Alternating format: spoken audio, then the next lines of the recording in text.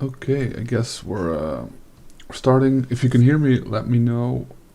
There might be. I mean, it should be fine. I think. Also, let me know the screen if 4 tables is good like this. Of course, it's always the same. Once I get down a couple tables, I'll just put one or two big ones up. So yeah, just let me know if it works. Yeah. I hope to see some regulars now. Like every time I stream, there's always a couple of same guys hanging out, and maybe some new guys too. That caught like the webinar with me and Acevedo, or the video. Thought it was pretty good again. Maybe the last one was a little bit wasn't the best, like strategy wise. It was still good. It was still good. It was a little bit more, maybe not enough hands. But that's on me, you know. Yeah. Yeah. So it's a different day. Normally I do this Friday or Saturday, and those days are a little bit more easy, basically. There's less big ones, you know, less good must-play tournaments, but the ROI is a lot higher on Friday and Saturday than it is Thursday. Just way more recreationals to good players ratio on Friday and Saturday. Hello, nice. So I have like 3 minute delay, so just keep that in mind. I wish I could do live, but you know, can't trust anybody. I mean, it's very unlikely that people are gonna be trying to snipe me, but you never know. So okay, cool, thanks. Yeah, so hopefully we can make some deep runs, have some interesting spots, and of course I guarantee. Normally I guarantee a final table, you know, Friday and Saturday. This one, I mean, I'm not gonna keep ragging until I win, but I'm definitely not just, you know, quitting without having some fun. Houston, nice.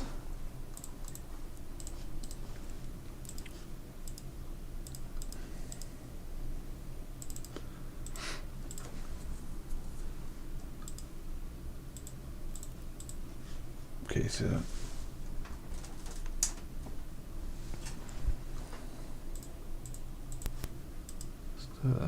see how many people are here. Okay, 20 people. That's a good start. I don't know if you're new here, because I think I see a couple of new names. If you don't really know, because that's the thing. Normally, I don't really talk too much about myself, you know, because I just assume that.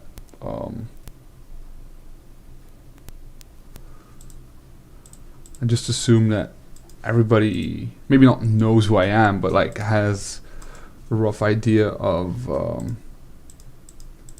you know, my playing history or whatever. But I actually never like do that. I don't know like how many people watch the videos, or I just, you know, go and yeah. I've been playing for a while now. I never really know how long. It's 2021. So I've been playing like professionally for 7 years.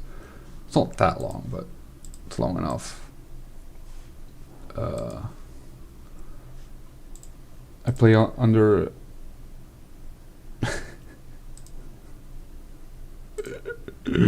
I play under Girafganger7 on PokerStars. My real name on GG right now. I play under a couple different names, of course, because that's GG, but I Love Cats was my name on GG for a little bit. I also play under Girafganger7 on GG, but yeah. Party Poker as well, same thing. My graphs are all open, so, you know, just Google me, I guess. I like to talk shit on Twitter.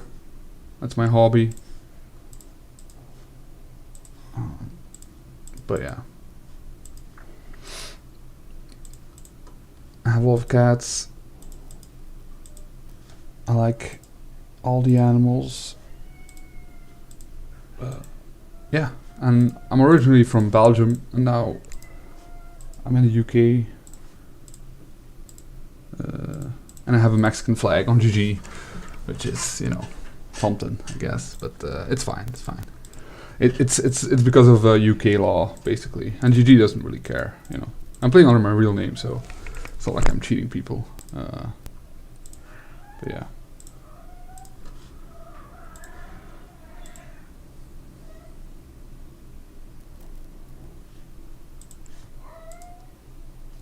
You might hear the cats doing some dry humping in the background. I have a lot, 14 right now, so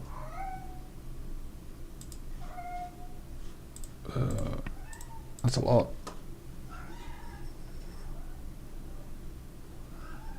Yes, that's good. I really like dumb questions because I keep talking anyway, and plus I'm drinking where's the camera?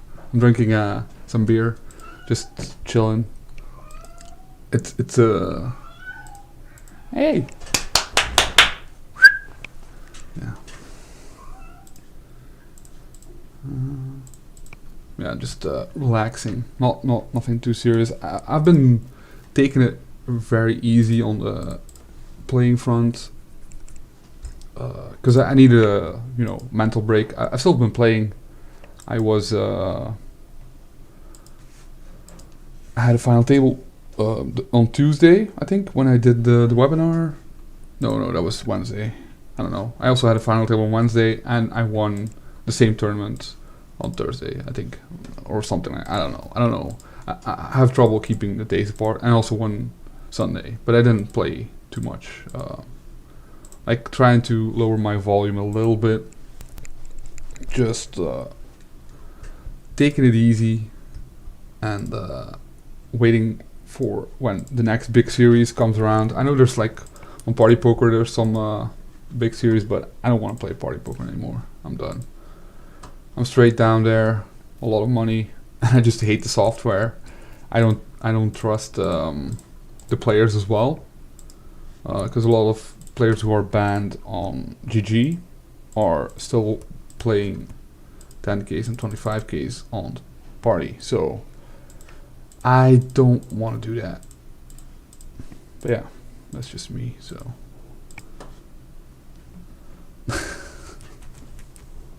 I'm streaming until I win something, basically. That's the plan. I'm gonna keep regging for, I mean, it depends, of course. I'm gonna late reg a lot because I don't want to have too many tables, because if you've been here before, you know I'm really bad at multi-tabling and talking. I mean, I'm just bad at multi-tabling to begin with.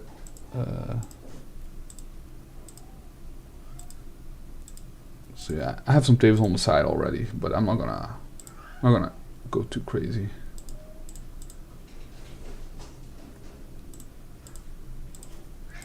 Just gonna jam here with the Queen Jack.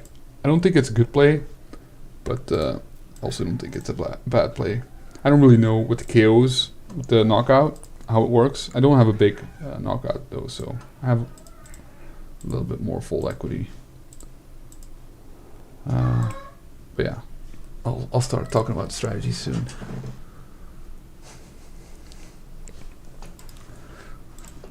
Yes, 14 cats. We had more. We had 17, but we found a home for the most of the last batch of Fosters. So just 14 now. I post some pictures online or videos on Twitter, or I mean I have to put more on Instagram, I guess. But I don't know. I feel like it's almost too corny for me. You know, like posting all the cat pictures and stuff. Like, you know, I know people like it though, so I understand, because I also like corny cat videos. You know, I really do. Nobody's too cool for some funny cat videos. You know, it always works. That's actually a good question. The king versus king 6 thing. Hey, Juquatic, good to see you again.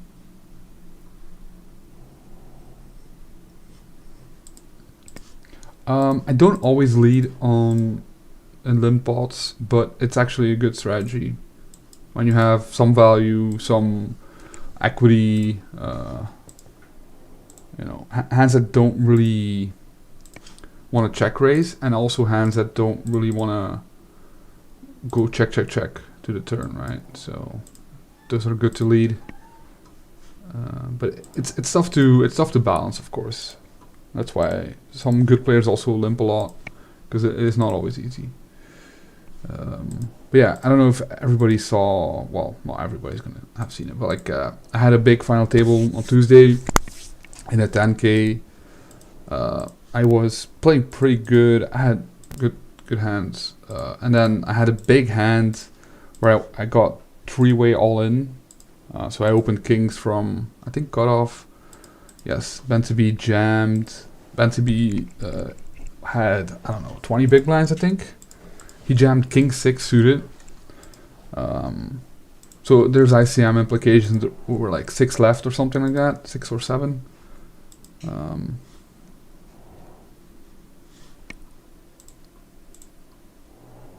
I don't think I can value bet the ace king here, by the way. Yeah, sorry, it's gonna be a little bit hectic in the beginning, of course, but so yeah, yes, good check back because he rivers to pair. Like the queen is a really bad card, I think. I don't know what exactly happened, but I assume I went bet, and then yeah, he just went call. So yeah, you want to click the buttons. I have the same thing, man. When I'm watching like a training video or a live play or a stream, I'm just like trying to click.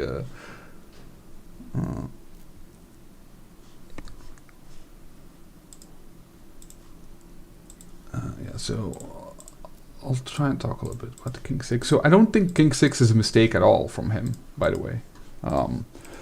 But it's not necessary. Like he made a YouTube video just specifically about the king 6 hand, because of course, like people are gonna say like, oh wow, that's crazy, why do you jam king 6 there? But first of all, having a king there is very good, because you block kings, which of course I had, but like it's a good jam because like I'm gonna be opening, because I'm chip leader, right? So I'm gonna be opening the cutoff, especially because the big blind was kind of tight, which he knew.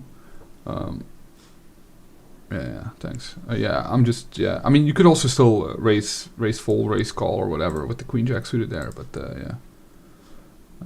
So yeah, with the king 6, I think it's a good jam, but, and this is the other part, it's not necessarily because you make $650, or you know, if you put it in a solver, it's gonna say, oh, you win. This jam makes you $600 or $1,000 or whatever. I don't think that's necessarily the thing, but it's also like when he wins the flip or whatever. Like most of the time, he's gonna have, you know, 30% equity when called, right? So it's not a bad spot. So 30% of the time he becomes like second in chips or something, which then leads to a lot of better ICM spots. And also the pay jump from 6 to 5 is not that big, right? So it is actually a spot where he can gamble a little bit more than normal. Let's bet ace deuce here, I think. He's so deep, he's not gonna fold. So it's basically a spot where he can gamble. And he should, like, if you just put it in the solver, it's also going to be a good jam, right? But that doesn't necessarily mean that it's a good jam. I thought it was a good jam though. It's just a lot of people don't do it, and that's why you can open everything, right? That's the whole point. So I was opening 9-3 suited because people don't jam those kind of hands. So he min clicks it here. So I mean he's one of the guys who got banned for RTing. I mean I can never fold, I guess. It's a pretty good turn. I don't know who it is though, but yeah.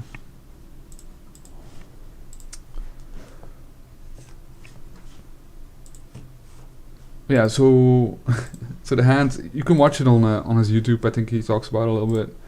I mean, I think his assessment of the hand was pretty good. So you know, I don't think his play was a mistake. I mean, like I wasn't even that tilted because I won the side pot, so I was like, whatever, you know. It was a lot of money. Like if you think about it in dollars, it was a lot of money. But yeah, stuff happens, you know.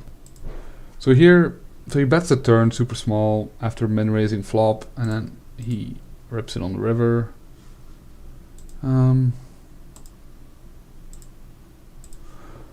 Very interesting spot.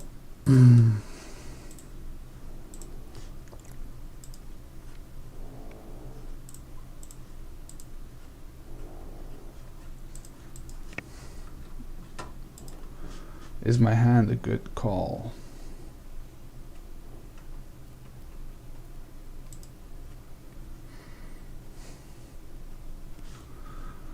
I mean, you can go. The problem is, shit. We're close to the bubble, I guess. Is this a fold?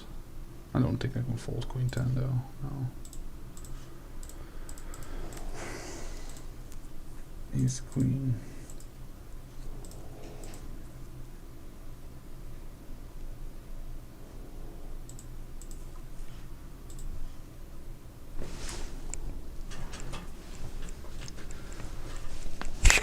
Thank you.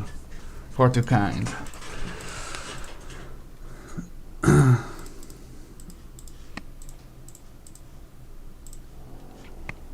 Okay. It's not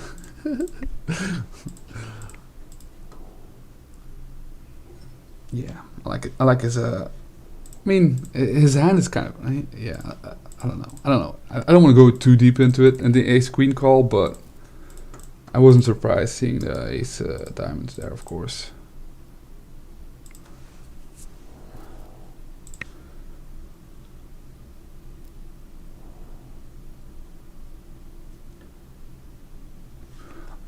Yeah, so the question about PKO and do I make the calculation and stuff, the answer is simple no. I just make a lot of mistakes, right? I just guess.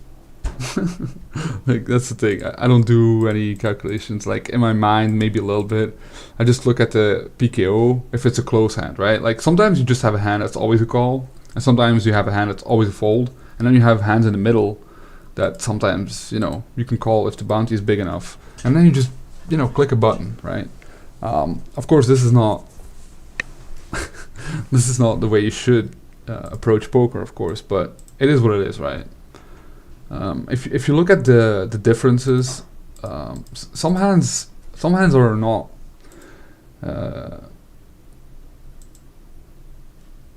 Yes, sometimes you just like the way you improve that is just to do more, put it more into HRC or put it more in HRC and just watch it. And just you get a better feel of how wide you can actually call when the bounty is bigger and smaller. I think that's the best way to do it, because thinking about like, oh, this is worth 1.5 starting stacks and we're on this level and etc. It's kind of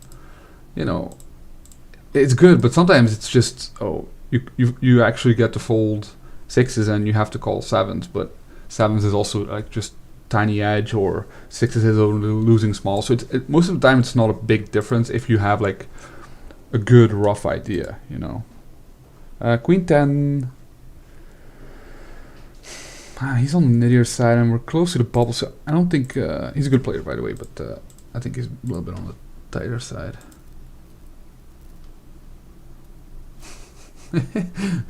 Well, it's not that simple, of course, but the run out really helped as well when he bet small, because he gets to bet small on the turn there, so he just like the reality is that he's unbalanced there, and he just doesn't know it, you know. And that's kind of the fun part of it, because I know what the range is there to raise small, and it's actually really wide, but then like you have to give up some turns, and that's always the problem, right?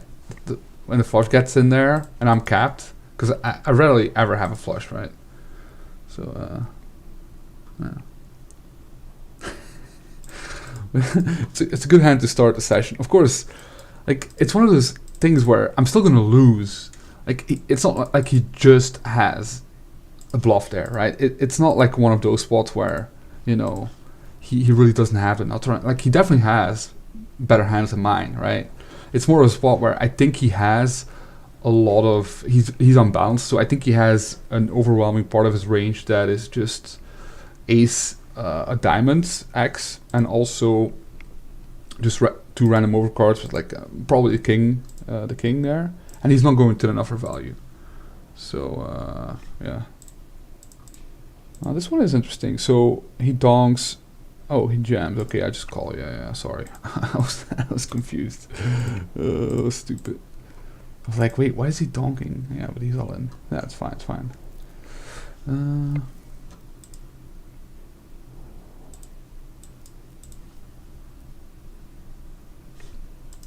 Yeah, it's a good way to start the session. You know, just make that hero call, be right. There's different ways of playing it. Actually, I could also just like fold on the flop, I think, but I think it's actually a good hand to float with ace queen, depending on if he's a good player or not. Bet small.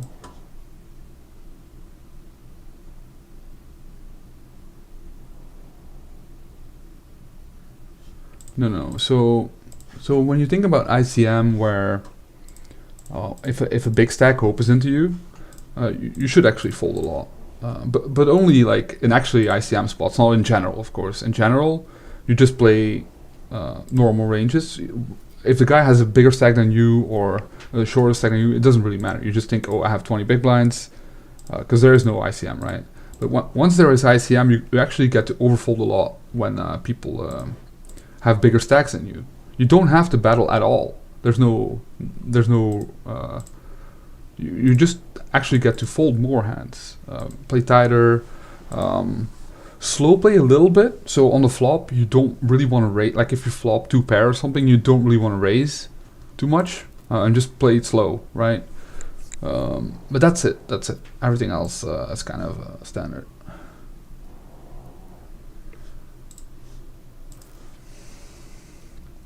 On the turn, he should rip it, yes, with the ace. But I don't mind it, his play. But it's a really tough one to balance there, I think. When he goes small on the turn, it's easy for him to have too much bluffs there. I'm streaming till I win something, basically. This one's close. King 10 big blinds. Again, I mean, he's a little bit wider though, so he has like more lower pairs. Yeah, I have to call here, I think. I just have better equity against his, jamming range. But sometimes also you have to, you have to consider the exact ICM as well. Like sometimes, like let's say your final 2 tables or something, ICM is actually not that big of a deal. It's a little bit, but getting like to the final table with a big stack is actually worth a lot as well, right? Which is not really calculated into ICM necessarily. So you do get to gamble a little bit final 2 tables, final 3 tables, like play closer to normal. But then, of course, the closer you get to the final table bubble, you have to play tighter again. So 8-8, man. I'm gonna miss a lot of hands, to be honest, guys.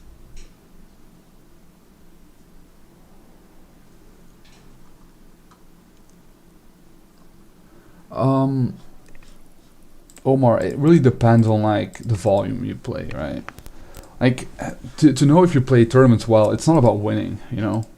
In the long term it is, right? If you have a good sample, like a big sample, then of course you can see if you're winning or losing. But if you're, you know, playing a couple tournaments a day, you just have to look at every hand, you know. Did I play this hand well? Or is my mistake, okay, I made a mistake, but this is a big mistake. Stuff like that. Like it's not, it's beer. It's beer. It's triple carmelite. I think, yeah. You can see it, yeah. So an okay Belgian beer. I'm only gonna drink one though. I'm not gonna get shit faced.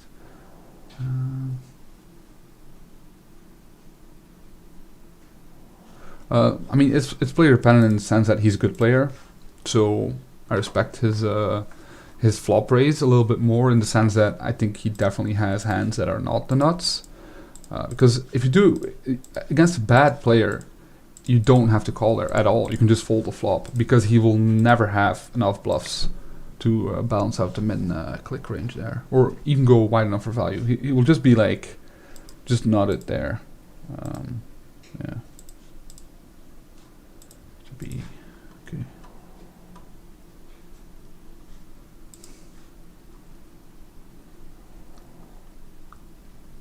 The 8-8. I'm sorry, I missed it.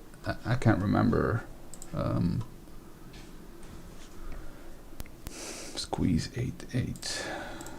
I can't remember. Maybe this one? No.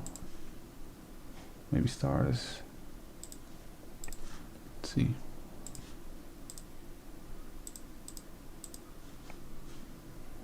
Wait, where is it? Oh.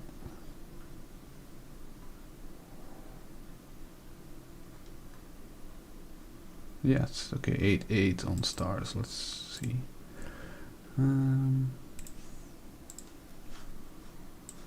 Quick look at it. You could, yes, but it's a specific spot where, so he's a big whale. He is also a whale, I think. So the problem with squeezing is yeah, I either have to go really big, like as in half my stack. Like they're really bad, right? So the 8s is kind of it's a little bit too deep to get it in there. But yeah, good. If it's shallower, I don't mind actually just ripping it in there because they 3x'd it. So it's yeah, just fold, I guess. I don't know. Yeah, 8 is definitely spot dependent. I think in this spot I would never squeeze. I would just try and set mine against these guys. Against some guys it's definitely good enough to kind of squeeze it and then maybe get it in against the overcaller. Yeah, good question.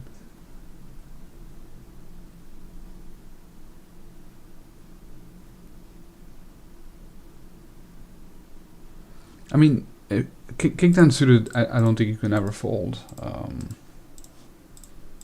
You can overfold for sure, but hands like the King 10 suited, it's like, okay, if you flop top pair, you can go broke, right? It's not a like if you flop a king or a 10, you could just go broke, right? It's sometimes you just have to go for it, right? You can't just fold everything. You can fold a lot, but not hands like king. Oh wow, no, sorry, different. Wait, no. Okay, no, I was confused.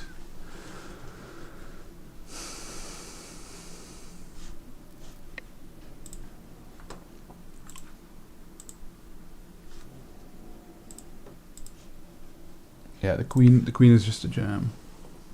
5 bigs effective, yeah. Queen X is, yeah. You can look up jamming ranges You look up jamming ranges. I think on the poker coaching side, like push fold ranges. So you can just follow them, especially if for like 10 big blinds or less. I mean, you're never gonna make a mistake if you just follow them religiously. So I would definitely suggest doing that. And it's just gonna get you better in the long run as well. Just like not having to think about those spots here. So queens is interesting here. Normally, I'm still just gonna check. I don't really care too much. He's wide enough that I don't have to worry about. Yeah. Yeah, queen is just that's an easy jam there. 5 bigs.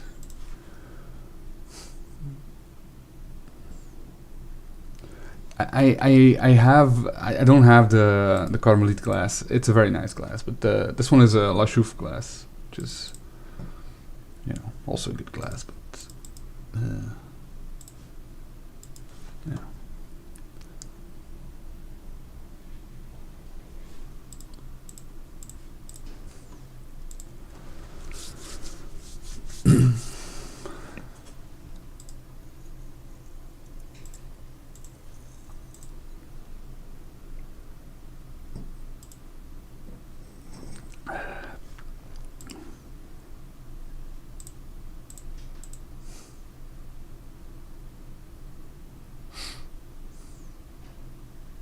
No, come on, man. Yeah, sorry, busted the 3K on the other table. I didn't want to show it because I've been re-entering. That's painful. Yeah, I'm done though. I put in 3 buy-ins. It's too much. Wait, what's this? No, missed that one. Yeah. So.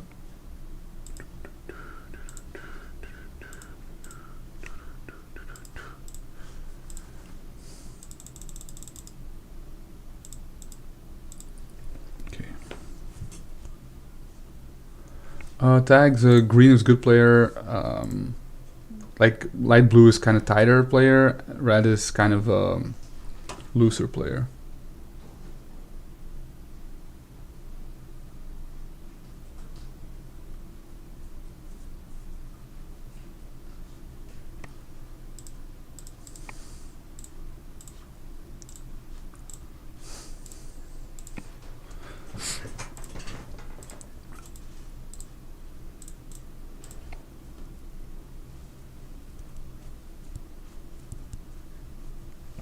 Yeah, no problem, man. It's I talk about it a little bit more in depth, I think,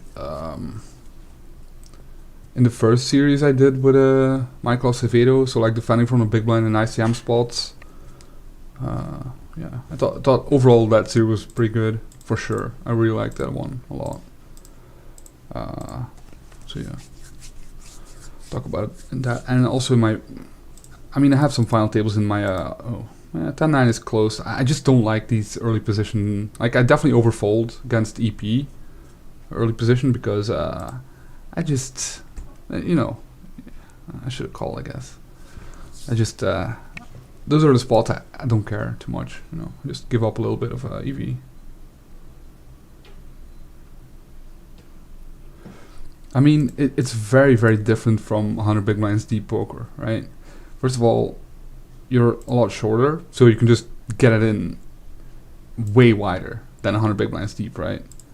So that definitely affects it. And then also there's antes, which is also very important. I actually I don't really know if this is a jam, but I think it's good enough, you know. I'm gonna defend the 3-5 here. Don't hit, so I can just fold. This one is kind of close, but it's, you know, good odds. Just rip it if I had a pair. But yeah, I mean, if you're new to tournaments, I would say, I mean, I think Jonathan has a lot of good like startup videos, especially if you know, if you play cash, you understand the game, right? I mean, at least to a certain extent. It's of course tournament poker is different, but yeah.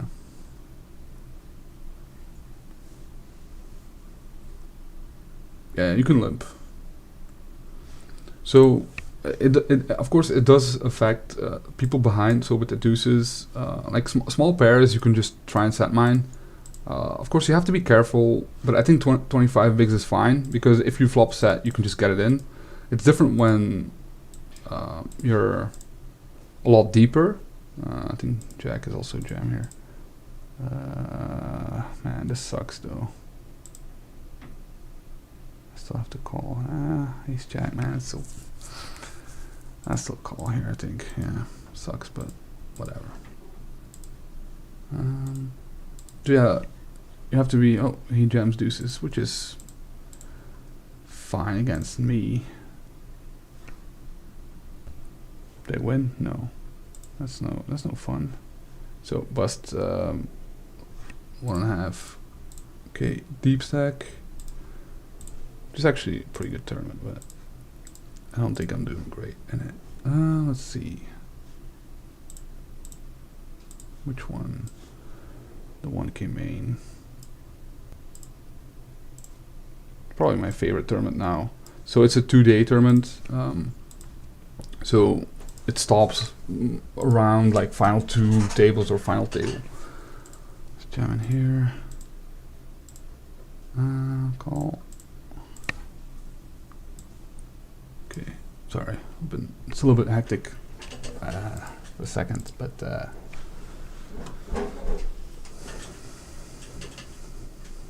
yeah, like every spot is different, but in general, you can set mine around 30 big blinds with all of the small pairs, even when people are left to act, especially at lower stakes, because you won't actually get jammed on wide enough there. But yeah.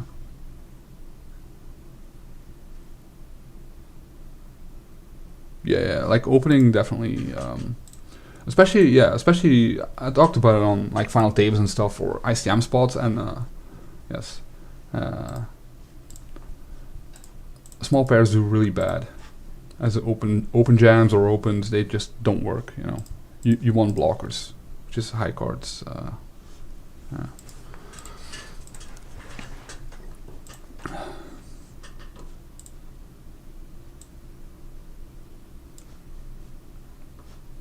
Yeah, we actually have a run here, top left. So this is marathon 840, buy-in 1 out of 12. So I mean, we're off to a great start. This was also the one where I called with the ace queen, I think. So well deserved, of course. So this is Pablo Silva. He's actually a good player. I mean, I have him tagged as kind of a, bit of a spew monkey because he's Brazilian, but he's actually not a bad player. I don't know, like some of these guys, even when I think they're good players, I kind of like, I don't like them. The way they play. He's probably a nice guy, but you create this narrative in your head, right? It's like, oh, this guy, I'm gonna get him. And that's what's fun about tournaments, you can.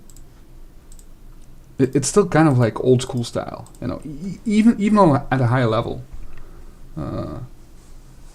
Even at a high level, there's still like, a little bit of jabs here and there, because specifically final tables and ICM, there's no solved solution. So everybody's playing somewhat different.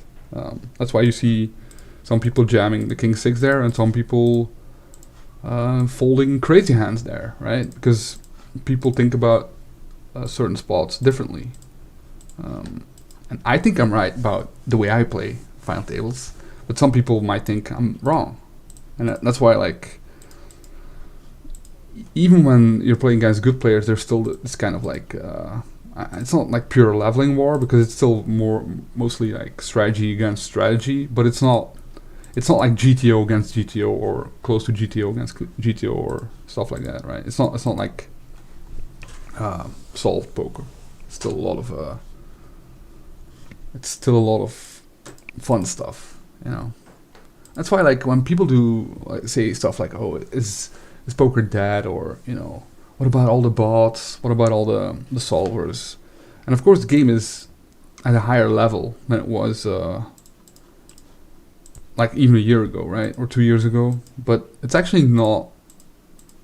It's actually there's a lot more out there to go from a certain level, you know, like understanding the game, to pretty good very fast. Because, like, even if you think about, you know, this site, right, poker coaching, so they have like good, very good pre-flop charts, right?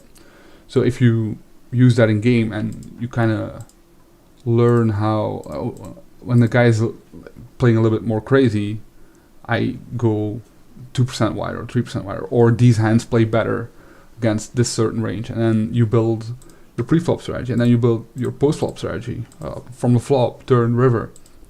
So you can actually do this. Man, I think he has an 8. So Scout is also kind of a special guy, old school special guy. Oh shit, my internet. Yeah, he is bluffing. Okay, that was weird, the lag, but should be fine. Yeah, that's my thing, right? I don't know. I don't know. Like, I'm not pessimistic about the game at all. I think it has a big future still. It's probably not going to look like what it is now, right? I don't think it's sustainable like this. You know, like the pure, very predatory cash game environment on these kind of sites. It's going to have to change. Like, there has to be some kind of way for recreational players or players who just come from a lower level, they want to play higher, that they just don't get destroyed, right? There has to be a better way, because right now it's just absolute destruction. But the thing is, actually, also tournament poker is good for, you know, taking a shot or playing against better players than you, because the variance is high, right? Everybody can win a tournament. It's not a lie, you know. I mean, everybody can win a tournament. Actually, talking about guys who won a tournament, this guy is world champion. I think he has. He doesn't have the thing. Yeah. He won the second WSOP this year. A very nice guy. I feel like they should promote him more, man. He's kind of like he's kind of a perfect role model. Of course, his English is probably not that great, but he loves the game. He plays online a lot, and he also plays live everything. And he's just, you know, like a really nice guy. And he doesn't play like a bot at all. He's like old school guy. He's an old school guy. So I hate pocket trees, man. I have to call though. I should have just ripped it.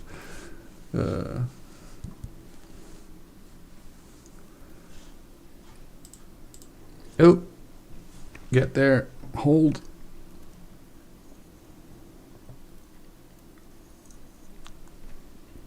Yeah, I actually don't like playing. I mean, I don't mind playing super deep because it's good training against good players, but not like 500 big blinds deep. That's why I kind of want to play a little bit on ACR, because they've been trying to run some good tournaments for Europeans to be able to play till like 4 o'clock or 5 o'clock in the morning, which is kind of my sleep schedule now anyway. So I think I get to open 82 cards here. So 8 paid, top left, 10 left. So this is where, when you're a chip player, you can just open every hand, basically.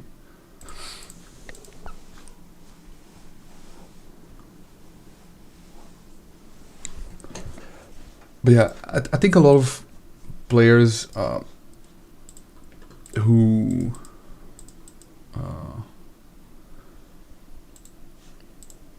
who are watching the stream, or try to learn about tournament players, or maybe not beginners, but people who play who want to transition more from playing for fun to maybe taking a shot at it, right? Maybe doing it, like, maybe not 100% trying to make it your job or anything, but like at least trying to win at the games you play, and then there's always you can always play higher, that kind of stuff. So seeing where you're at. So I think you should play tournaments, basically, is not what I'm trying to say. Yeah, he's been at the live final table, I think 2000, I don't even know, 18, I think, yeah.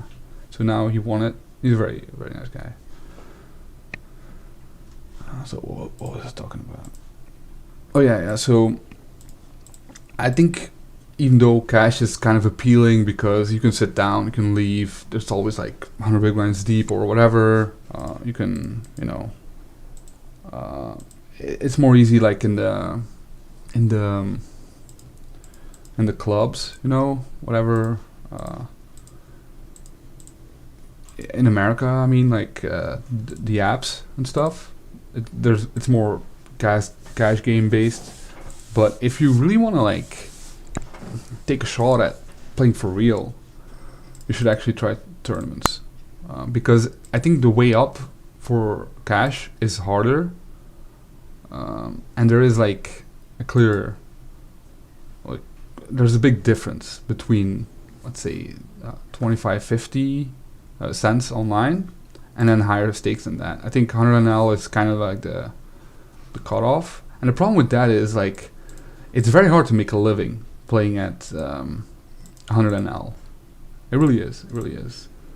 I mean, depending on where you live, of course, and how good the games are, but it's not that easy to make a living at 100 NL. Like, you want to play higher to make a living, and the problem is that there's a big difference between 100 NL and 200 NL, and then 500 NL it's basically unbeatable. Well, not unbeatable, but I mean, to get there, it takes a lot of work.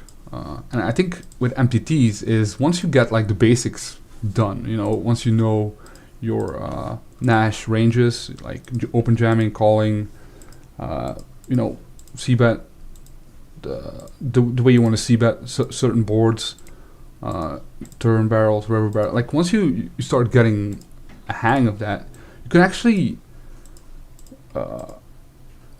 move up.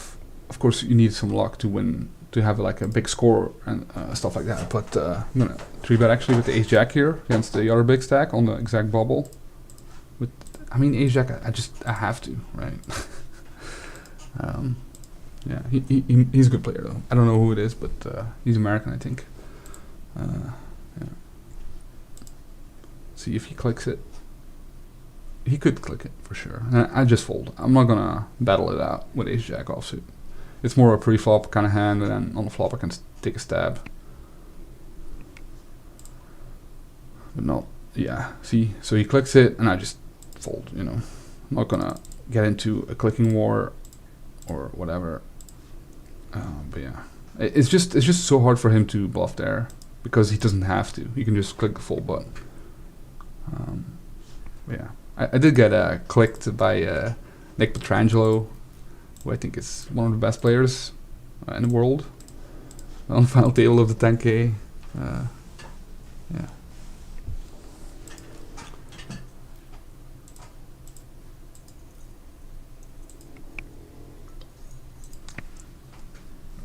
He spanked me, but it's fun. It's fun playing. I like I like trash talking a little bit.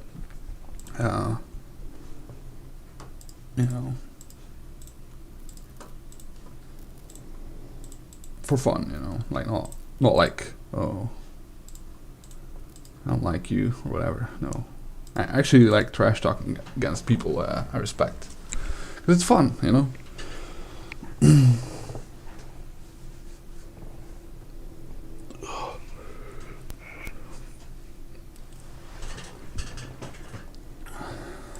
So actually now he gets to open a lot, and I just have to fold. So his 4-bet was actually If it was light, it was actually a good one, spot-wise. But it doesn't matter. It doesn't matter. I don't have to worry about it. Like, this is one of those spots where you can trick yourself into, playing the ace jack there and to have like calling, because his bluffing range is a lot of, because he's opening from still early position, is it's gonna be like worse aces, right? So ace four, ace five.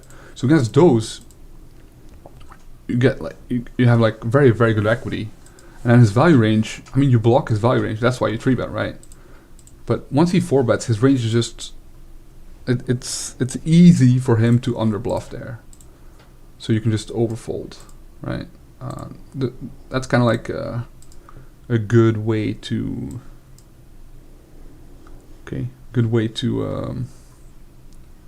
adjust.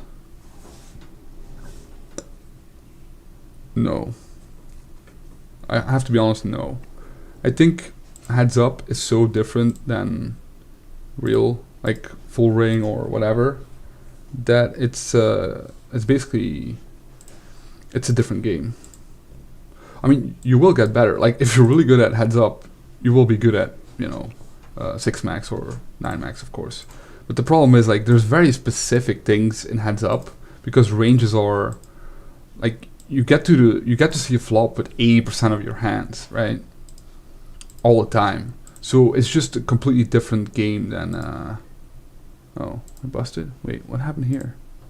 Oh, I had pocket tens. Ah, that sucks. It's just a completely different game. Shit, I have to rag some stuff, I think. I can't play a 3K anymore though. I need to like get second to get my money back, so I'm not playing that. Let's see. I mean, I have the stars Thursday troll, so I'll just do this and then. I mean, we're on the final table, so it's good enough.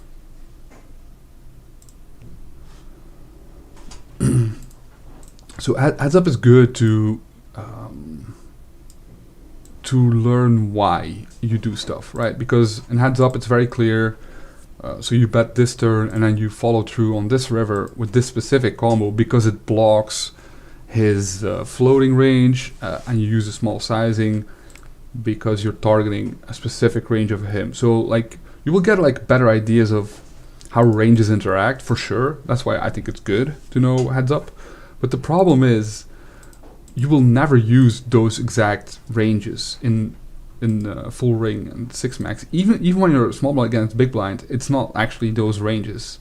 It's a little bit different than just pure heads up. Yeah, so I think it's good to get better, but it's not. I think it's still better to just work on 6 max ranges and then go from there, But yeah. I mean, it depends, actually, yeah. I mean, can never hurt to get better at heads up. It's one of the toughest games to play, so.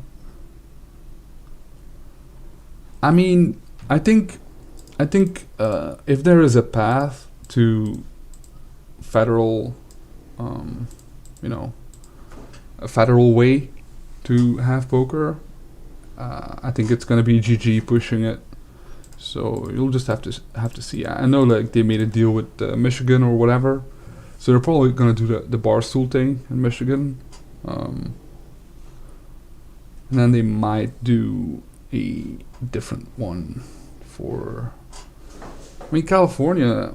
It should happen in California. I don't understand why. Like, oh well, I do understand it because it's a lobbying, right? They're lobbying, so like the tribes are lobbying not to have poker, which I don't understand. Like, I don't understand because you can always like demand licenses tied to live casinos. So then the live casinos also make money, right? That's how they did it in Belgium. I know, like in a lot of other, I think even state-wise, I think in Michigan it's the same thing actually, where you need a license tied to a live venue. So yeah, I think that's actually a good way to keep everybody happy and get it through faster.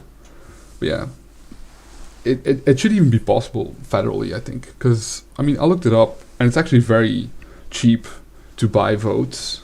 So it costs like, because I mean there's no real democracy. I mean it's a joke, right? So the way that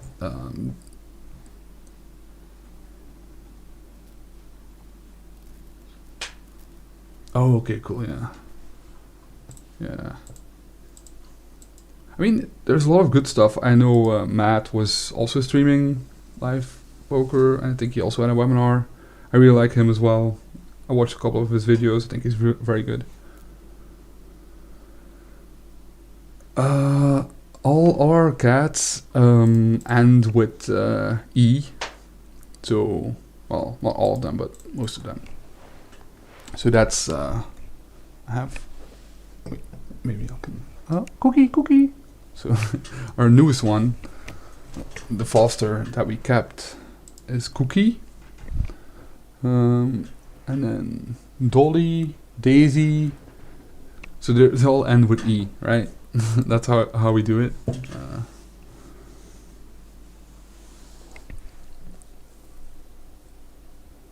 Yeah. Because they don't really. I mean, some cats, they know when you're calling them, but it's not because of their exact name. It's like the way you say it. I don't think they understand like their exact name. But yeah, I don't know. Like we name it after. So we have one cat that's like Sergeant Pepper, named after a Beatles album, and we just call him Peppy, you know.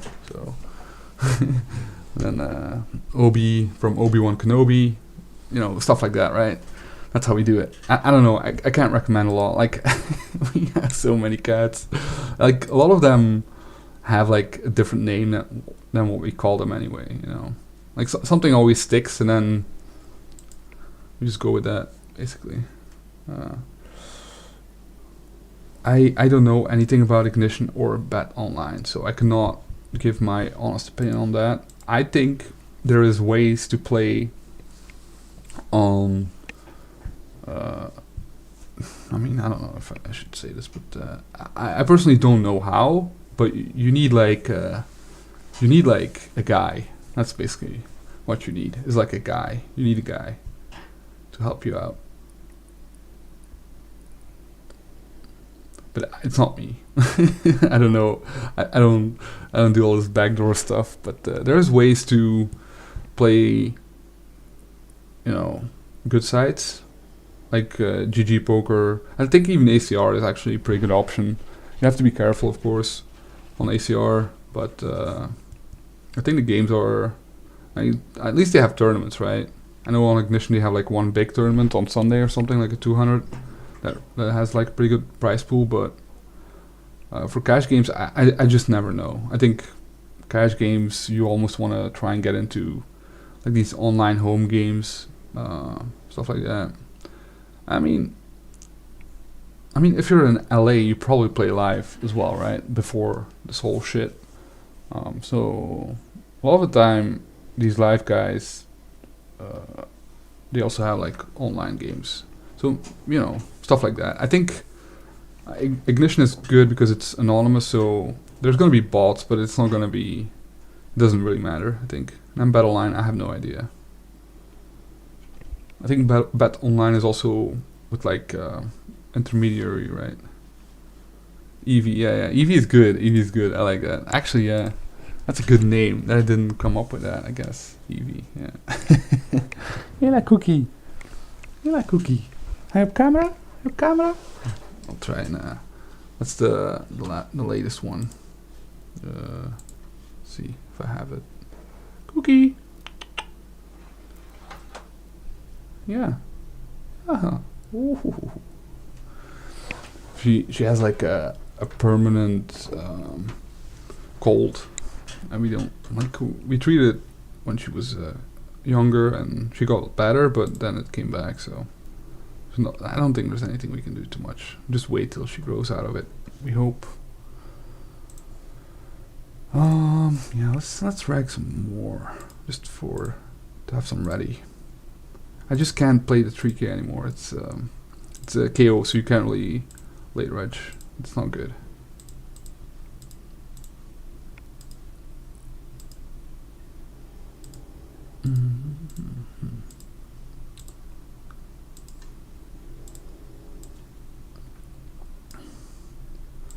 But yeah, just never like try and keep as little money on sites, even regulated ones. Not because they're gonna steal your money, but because like they can always like limit your withdrawals or something like that, just to piss you off. So it takes like a long time to get money off and stuff like that. Or regulation. So never keep too much money. Just buy Bitcoin, you know. Well, maybe not right now, but but yeah, normally. Global poker, yeah. I think global poker is also like with you buy points or something. So Zoe, Molly, Dockley, what do you call John Coltrane? Yeah. Yeah. So ACR, I mean, on all of the sites, not just ACR, but ACR specifically, like they hired some people to Dolce, like from okay, yeah, that's nice, yeah. Zoe, Molly, Dolce, cool, yeah, that's good. I like that. Yeah, so always be careful, man. Like for me, even like I thought I was playing against real players, you know. I mean, I was playing against real players, but like GG banned a lot of the high stakes guys because they were using charts where they shouldn't, you know. So like post flop, they had all solutions and stuff. I don't know how much they actually cheated, of course, but yeah, they go banned. So yeah, like you never know, and those were guys I thought were really good, or even like people I thought were, you know, the homies, but they were, you know, not playing according to the rules. Of course, the rules were kind of sketchy to begin with, you know. Like on the, but yeah, you always have to be careful. Always be careful. So don't like play 5-card PLO against 2 or 3 players. You know what I mean? Because if they're sharing cards, you can never win. Like you will just get destroyed, of course. So that's also a reason why tournaments are good, because even if there is like some collusion or whatever, it's very hard to do that in like big fields, you know. So yeah. It's like she doesn't really cough or sneeze too much. It's more just like the nose is running, and she has a little bit of like that stuff. But she seems like she's a very happy cat. She runs around a lot, so she doesn't look sick. She doesn't have a fever or anything. So yeah, I don't know if we should, like, we treated her with antibiotics, but it was a virus, but because of the virus, she could have like other stuff, I guess, on top of that. That's why we had to treat her, but we don't like giving too much antibiotics. Yeah, she's very sweet. I like her a lot. It's always great when you have a lot of cats and then you get a new one and she fits right in, you know. That's always great, because sometimes, like, we have the one eye cat. She really doesn't like other cats. She's doing okay though. She has like her own space in the house, so, but she doesn't care about the other cats. So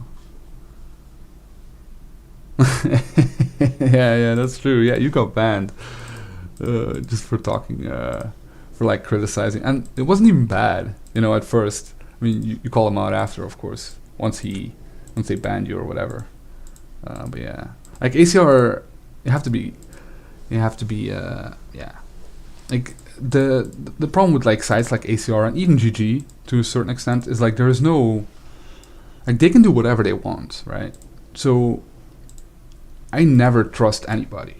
So even when, you know, they should be happy that I'm playing on their site and I'm putting a lot of money and I'm starting games as well, right? So they should be happy. I'm not cheating, you know. It's real money. So but they still might ban me because I, whatever, talk shit, or all of a sudden they're like, oh, you have a Mexican flag, ban, even though it doesn't really matter that much. So they can do whatever they want, right? So when it's arbitrary like that, you always have to be careful. Like stars doesn't really do that. I mean, I heard some stories about stars, but yeah.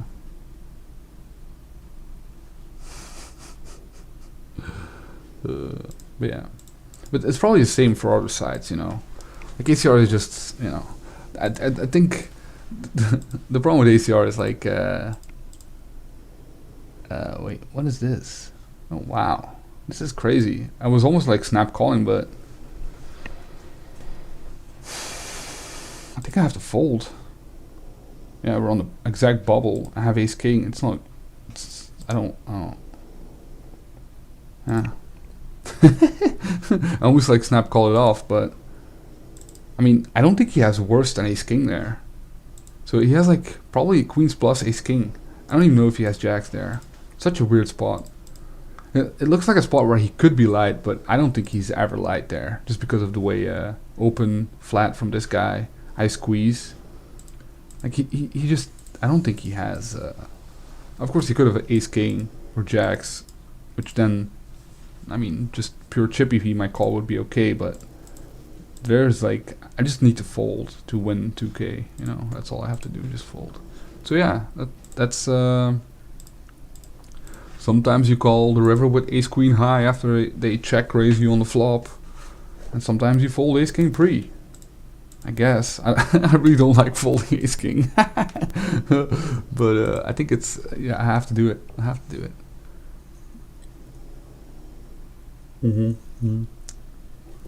Yeah, same thing.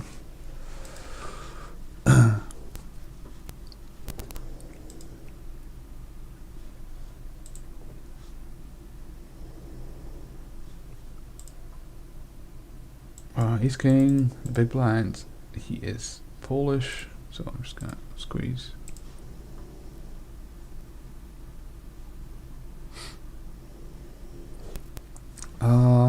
Yeah, I mean the previous streams have been pretty good. I think. I mean, of course they're not all amazing like strategy wise, but I think some of them were actually pretty good. Yeah, when I get like final table and I fold to second, I think that was pretty good. And then before that, I had like a couple more deep runs and stuff, and then the satellite one where I won a satellite. Yeah, so far they've been pretty good. Now we have this final table, but I'm kind of like talking too much, to be honest. So yeah, here like pocket fours. This is easy fold, of course. Stacks changed, but we're still on the exact bubble, right? So if you bust now, you get nothing, and if you just fold, this guy has 6 big blinds, right? Wait, I have to check. I'm thinking I'm gonna bet here with the gut shot. I think Razor Blind is a good player, American as well, I think. Yeah. No, I didn't want to see this. Yay, it worked. So I bluffed there with 4 high, which is great. This one's interesting. Yeah, still just betting for value. I'm gonna donk here, I think. Ace 4, yeah. Pretty good spot.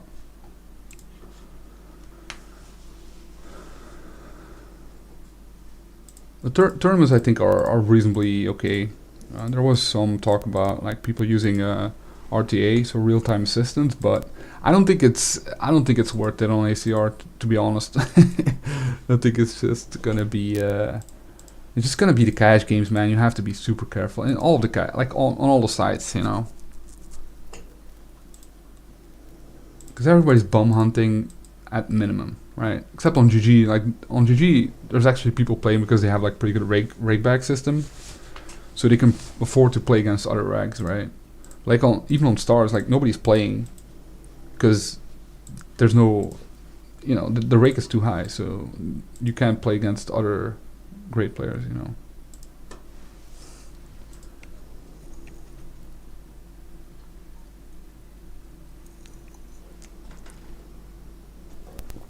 Oh yeah, yeah. I think he's a good player, man. This kind of guy.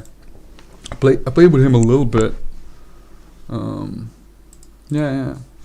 I mean, I think it's just a situation there where it's probably not horrendous to call there, but I think it's actually not the best. By the way, thanks for watching. By the way, I know sometimes you tune in just to see how PC I keep it, but so far so good. I do try and not swear too much. Like not because I don't want to offend you guys or whatever. I just I do it too much basically. Just swear all the time because I'm constantly angry.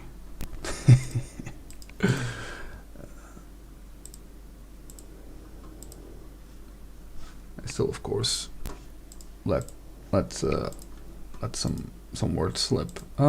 This one is interesting. The 8-7 here. I called a 3-bet. I flop a pretty interesting flop where I could actually lead, but I think he's gonna bet. Actually, this might be the kind of actually. He's a pretty good player, so. So he goes with the big sizing. I'm just gonna rip it in his face, right? Pair and a draw, I think is good enough. I have fold equity as well, and even when called, I do pretty well. Yeah, see 50-50. Nope, don't get there. So he 3-bets queen 9, which is really wide, I guess, but it's fine. So ace 10 here. I think normally is a jam, but I think he's so nitty. So I just call, try and get there. Sorry guys. I should actually isolate here. Oh, flop pretty good. I should actually isolate here with the king 9 against this kind of weaker player in the small in the button limping. You can probably hear the dog snoring a little bit. Yeah, I'm just gonna start betting small, I guess. So the ace 10 is interesting. So there's two ways to play this. I think raise getting it in is actually good because he doesn't have he shouldn't have like king 10 offsuit and stuff like that. So he has like under pairs that really are in a lot of trouble here. And then if he has, let's say he has a nut here like pocket kings, I still have live cards. So I'd just rather raise and with my ace high there. I don't know if I think GTO wise with ICM, I think it's a call instead of a raise, but I don't think it's bad. Not wide at all. So that's kind of like the thing, right? Like because this guy was short, so the flatter was kind of short, so his range is not like crazy wide. So I'm not gonna be squeezing like random cards.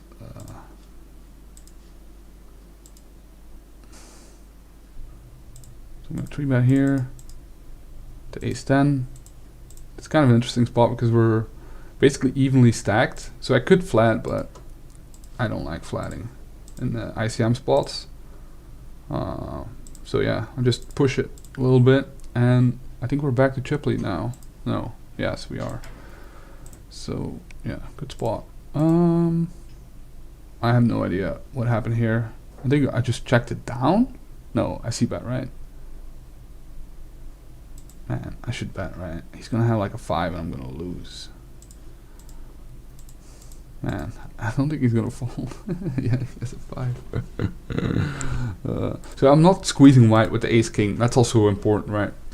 Because if it's a spot where I'm gonna go wider, I can't fold ace king because otherwise I'm gonna get destroyed. But it was not really a spot where I'm gonna go wide, right? Because I have to call off this guy because he had like 16 big blinds or something, or 18 big blinds or something, right? So I think that's why I can fold ace king, because my overall range is really very tight. It's different if he clicks it, because then I can just rip it, because he's repping ace king, aces or kings, and I block those. So that's like a whole other thing, right?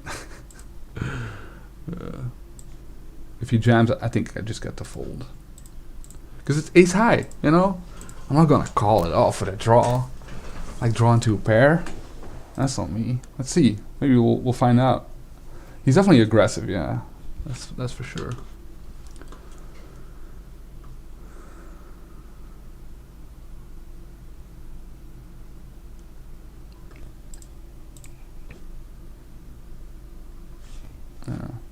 Okay, let's see.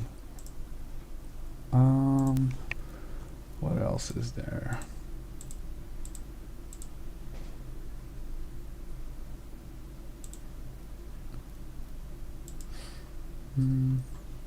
See, maybe there's something on stars I can play.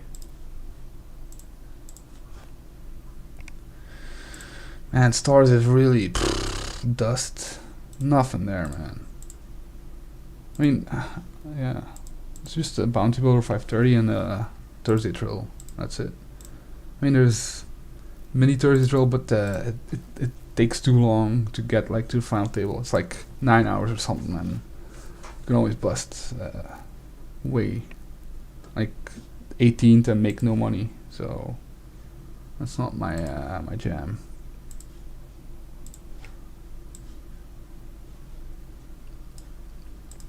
Okay, we'll just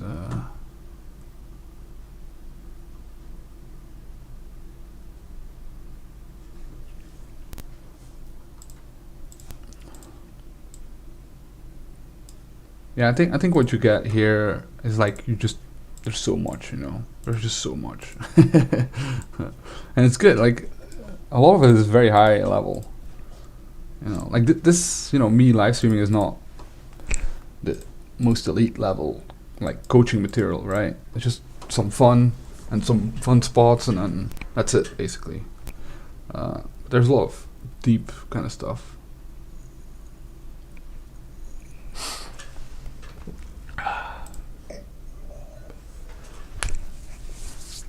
Should I rearrange table or just add one? Let's just add this one, I guess. Just for the fun.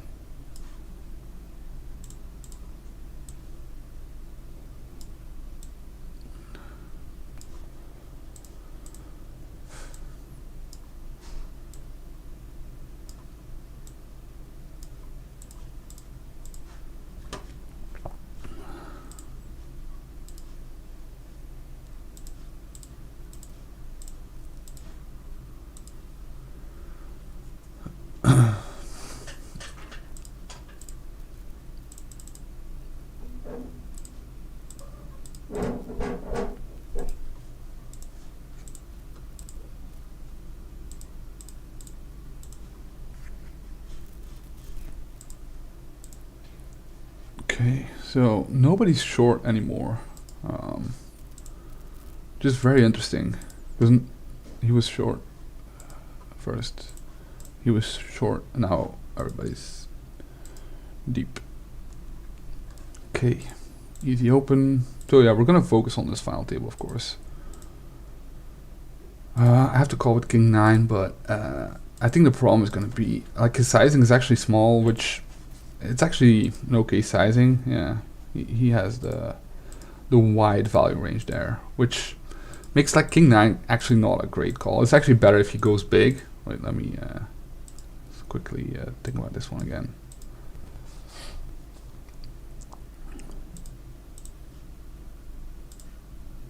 So he min raises, he bets I don't know, 40% or something. I call, wait, shit. And then he bets small on the turn, right? So on an ace, of course, with his stack, it doesn't seem too crazy, right? Seems pretty good option, but he is going. I don't think it's a jam, by the way. Ace queen here, no, it's just call. So he is going to use bigger sizing here as well. I think his bigger sizing is actually going to have more bluffs, like queen x, jack x kind of hands. So then king 9 becomes a better. Okay, let me. Who's gonna?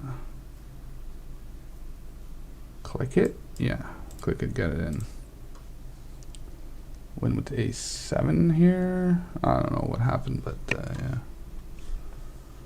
That's a problem, you know, when I'm like think about one hand, it's I just play kind of standard on the other spots, I guess, and I don't even remember. Okay, we're ahead, we get there. Big flip. So the reason I just click it on this kind of spot is because I also want to click it with other hands, which is kind of weird because he does have like a somewhat polarized range, but all of my value hands just want to get it in on the flop, and by clicking it, you allow him to have still have a calling range, which is also good when you have a lot of very strong hands there.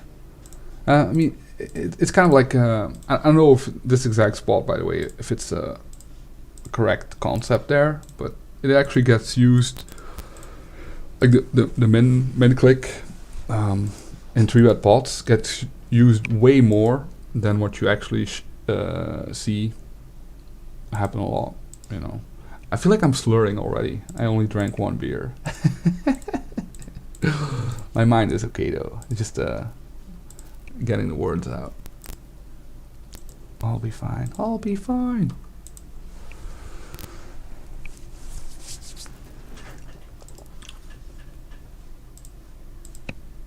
But yeah, I think there's a lot of good content here, and also it's not just pure like a lot of sites they go like the pure GTO way, which is, you know, it's okay, right? Because if you want to teach poker to people, like just using stuff that's 100% accurate, right? Because GTO it's solved poker basically, right? You don't really make mistakes, but for me, I mean, like I play pretty high stakes against very good players, and nobody's playing GTO. not because like by choice necessarily, right? Just because it's very, very hard. It's really, really hard. So that's why I think I talked about it as well in the Michael thing. Is like I start from an exploitative standpoint to begin with, you know, not like specific players, but like the field. That's how I build my strategies, not GTO. I do understand a lot of the spots from a GTO perspective. I just, you know, I just see it every day over and over again. Like people are not, like people who are really, really good, and people who I also think are really, really good, are not playing GTO. Not because, like I said, not because they choose not to play GTO or they have like complex strategy, right? It's just because it's impossible. It's literally impossible if you're not cheating to play GTO in tournaments specifically. So let's squeeze here, right? Have the aces, and let's hope my image pays off here, and let's hope we see a jam by ace-5. Ace-5 is always a magic hand, but I think in this spot it's actually people want to have a king, so like king 10 suited is actually a good jam here as well. Let's see what happens, and they should probably get it in. Yeah, so kind of jams here. It's pretty cool. I have second pair, and this guy pots it. I still fold. Yeah.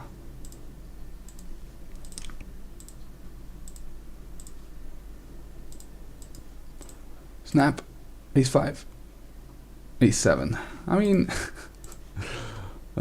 it kind of confirms what Johnson said. You know, he likes to push it. That was we win. It's like against me. I don't hate it. You know what I mean? I don't hate it because that's kind of a spot where I would go a little bit wider. I would definitely try and take it. Sometimes that spot. An ace-7 is not the worst. It's just you have to be careful that you just don't overdo it there. And I think it's dangerous, you know. It's a dangerous spot. This is yeah, just folding this. Belgium by far has got the best beer. So my favorite one is I think La Chouffe is my favorite one. It's also my girlfriend's favorite beer, and she doesn't like beer in general, but she does like that one because it's kind of like has like a fruity, not it's not like sweet, but it has like this kind of extra taste, which is very good. It's a very good beer. If you can, if you see it, definitely give it a try. Yeah, that's the thing, right? It's so good to have a real hand. It's so good to have a real hand, you know? It's different when you're a knit, right? When you're a knit and you have a real hand, you're like, oh, finally, I get to play. When you're me and you have a real, oh my god, look at this guy, 5'4", makes the straight flush here. What a crazy guy. He had 2 big blinds though, so it's different, you know? It hits different. When I get aces or kings, I'm like, I'm getting paid today. Because people will rip it in with the ace 7. Well, that's kind of what I'm trying to do with my homie. So he's analyzing how people play over like big samples, and then we node log in the solvers. Thanks. Yeah. So yeah, so that's kind of what we do, right? It's not necessarily meta, but it's a common imbalances that people have, and there's a lot of them. If you look at GTO, right, and then you have a big sample of like C bets from like regs or check raises, stuff like that, you can see how often they do it, and then you instantly notice, oh, they don't play GTO. This guy doesn't play GTO. This guy doesn't play GTO. It's not possible, right? He's way off. Like even if the sample is too small to make perfect. Let me focus here. I got 69. I got 69.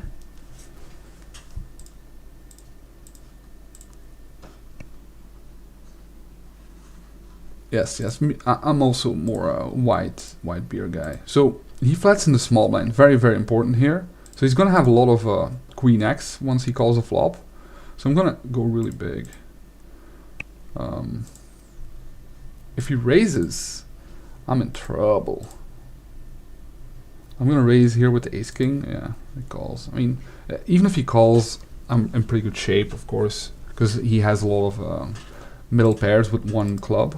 So even if the extra club gets there, I'm not in. Man, even as chip leader, I hate pocket fours here. I just hate it. I just think it's such a bad hand. So he checks back here at the ace king. So now I'm gonna bet big.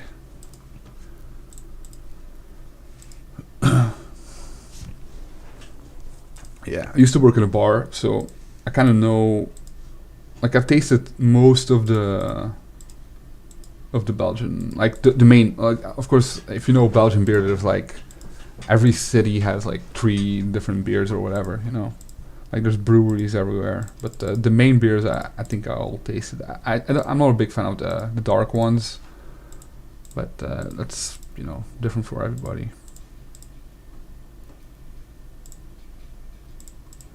But like even like the normal pills kind of thing, normal beers, it's just like if you drink like you know, American beer or whatever, it's just so bad. Yeah, like yeah, exactly. That's like the normal one, right? So it's pretty good. It's like the most common beer in Belgium. So the ace king here in this one is definitely a call, of course, because there's no ICM. I mean, he still has aces. So yeah, king, turn. Come on, baby. Nope. What do I need? Red or blue? Oh, it's picture card. And then no, it's spade. That's not good. Damn it. Unlucky. So unlucky. Yeah, just gonna fold here at the queen 3. Definitely re-entering. It's my favorite tournament. It's 1K. They started it only last week. I think it's the best tournament online already. And you could make it a little bit better, but you know.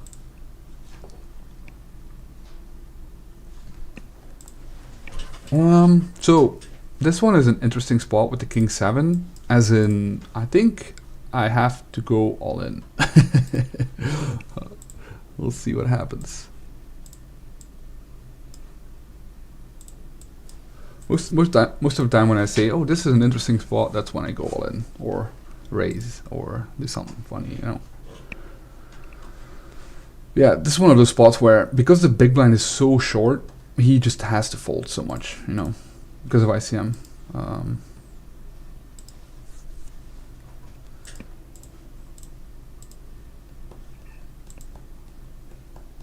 I'm gonna open 6-5 here on the button. I think it's an 92 card spot, even when the big blind is 10 big blinds. I just think you can open 82 cards, and now just fold. So yeah, I don't know how all these people busted, but how many people? 6 left. First is how much? Let's see, 13. That's a good one. 13,000 for first, 10,000 for second.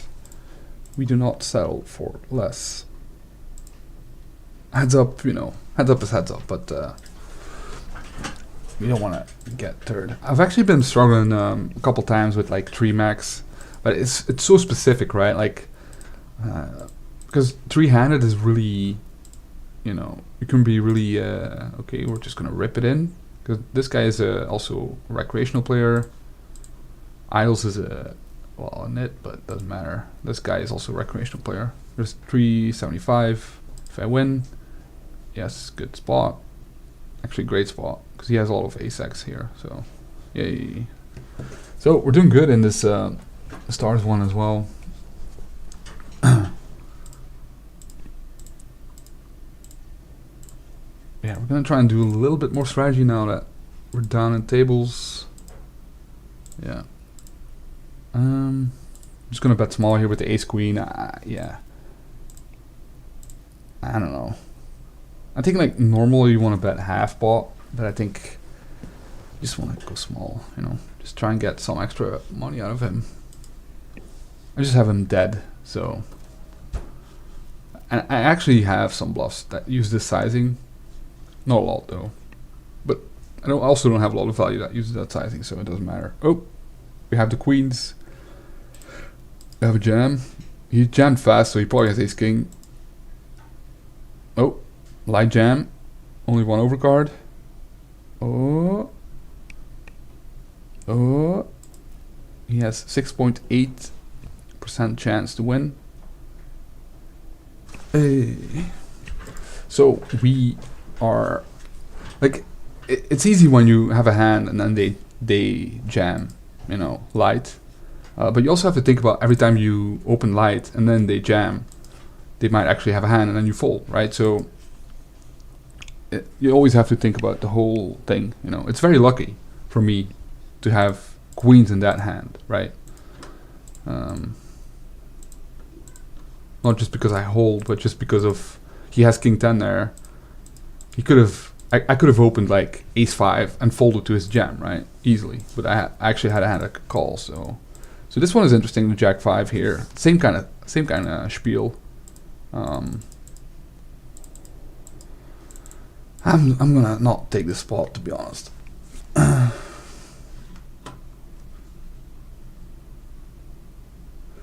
Well, it's not even necessarily wider than they should. Like, actually, some people are too tight in that spot,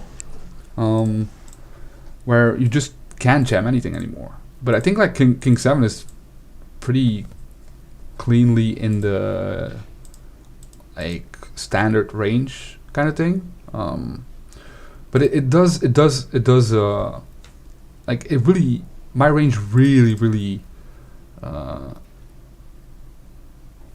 depends if you look at pure dollar EV ICM spots, like him, if he's too tight opening, right, then my jam could become bad quickly, right?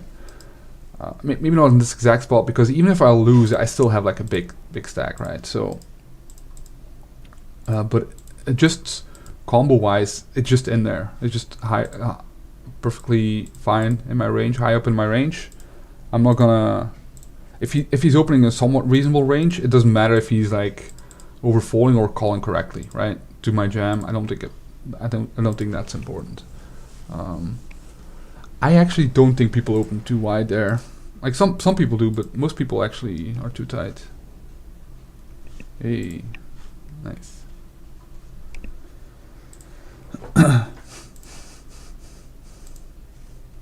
Ace King against Brock Wilson, who is a very good American player.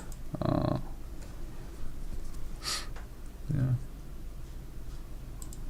With the Bryn avatar, very good. Very good choice. I haven't watched any of the... they have like a new season of Poker After Dark. I haven't seen anything, because it's behind the paywall. I'm like... I mean, I like the guys who do it. You know, like the hosts. And the commentary is the old school one, so it's... I'm assuming it's okay, but the problem is I don't really like a lot of the players, you know. I like some of them. Like I know Brent played with Nick Petrangelo. I kind of want to see that one. And Durr. I mean, the one with Durr should be good, right? Like he's always fun to watch. But like, I don't want to watch Phil Hellmuth and Shamat. Like, I just can't deal with it. I like Phil personally, to be honest, but you know, I think he's better when he's added it very heavily. You know, like I don't want to listen to him talk for like an hour straight. It's just like I just can't do it. It's just impossible. You know, it's fun to see like him lose his mind, or him like making a crazy bluff and like slamming his cards or whatever. You know. But yeah. Did you guys see he challenged Doug to heads up? It's pretty funny actually.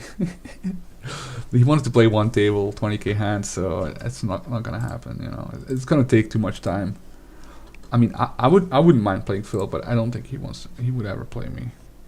I think a lot of people want to play Phil heads up, even when it's like boring one table kind of thing. I think he could get it, but I think Phil just wants to play like, you know, people he knows, which is a good strategy, to be honest.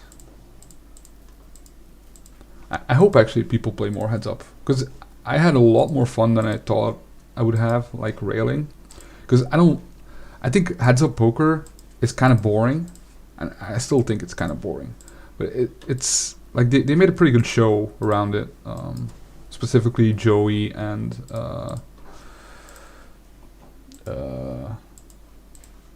well, Doug's site. Wait, what is this? No. Wait, what? A jam he calls and he gets there with a 7? No way. Come on. Oh my god. Cruel. Man, I'm jamming any 2 here, so his call is definitely very standard. Well, maybe not any 2 because he's by far the short stack, so there's not a lot of ICM pressure on him. 8 deuce, I'm gonna fold this one, you know? I'm gonna be tight. Yeah. So yeah, his call is definitely fine, of course, with the king 7 there. Just sucks. They're actually having destroyed there and still lose. Hey, we win with the 10s. We actually have a very good stack now in this one too. I have a side table where I'm actually close to the bubble as well. So yeah, we have some fun runs still. This one is long. This one still takes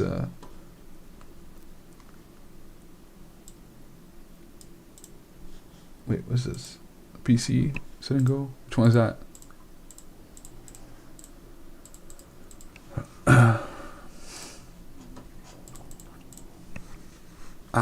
I don't know. I thought we were playing cash, or maybe I'm missing.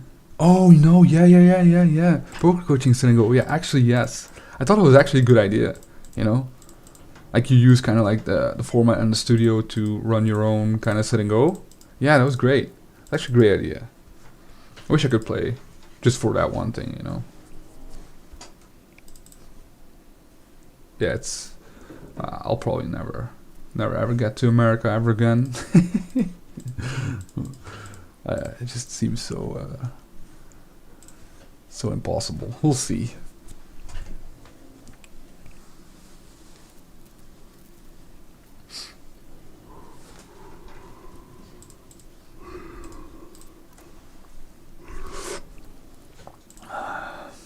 Okay. I forgot to take my break in the last break, so it's 15 minutes seems a long time. Okay, all in, Jack 10, 9s, let's see who... Actually the Jack 10 is also good hand selection in this exact spot. The 9s of course is standard, and it's going to hold, I think, yes. Okay, so 4 max with 2 short stacks. But they're two like not nitty players, so we can't really like I can't really leverage one guy's stack against the other as much as if they were both like kind of weaker players.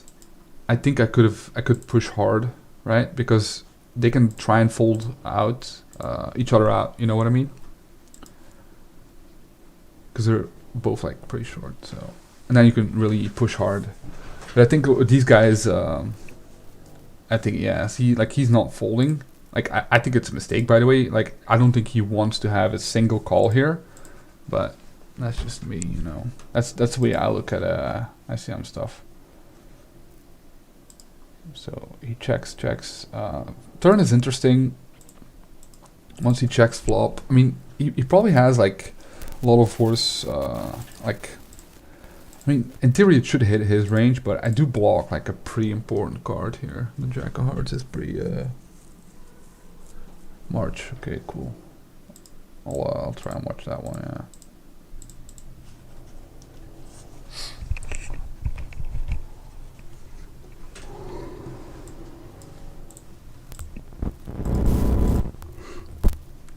So I check turn. He bets half, which is very scary. I have to call, of course, because this can happen. And now it's very interesting, right?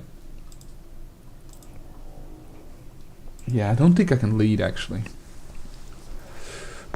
I just have to hope that he bluffs it here. Yeah, I'm not even talking about the lockdown. I'm just talking about myself. Like, I have 14 cats, you know. I'm not going like on a 3-week road trip, you know. I'm not gonna... It's hard to find like a babysitter for that many animals, you know. It's too long, right? So I could go like a week, but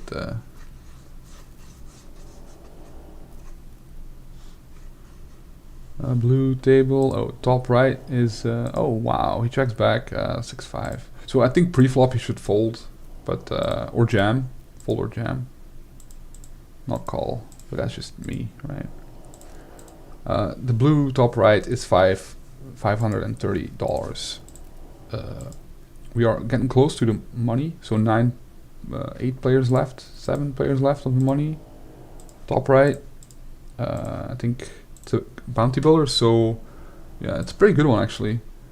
So 11-6 plus bounties, which is most of the time it's like double. So like there's probably 22, 23, up to 25k for first. So it's a pretty good one.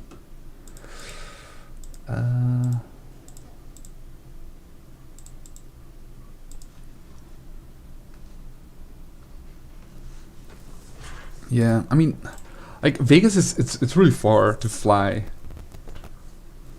It's like, I mean, East Coast would be doable. I think just like go weekend and come back. It's like 6 hours flying, so you still lose a day, but you're not like wrecked, you know. If I fly LA, man, that seems very like, you need a day to recover, you know.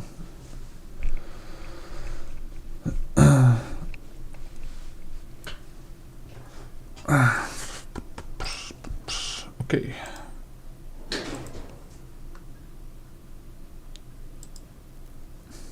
Fold. I can't really 3-bet. I'm gonna jam the queen jack.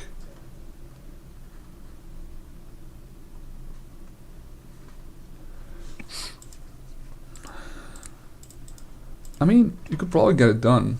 I think the way you do it is to find a more recreational player and say like, hey, you know, I bring my friend, the interesting recreational player, and put me in the game. I think that's.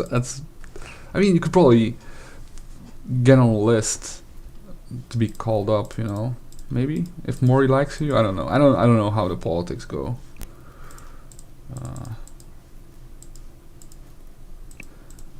But yeah, you have to. You have to.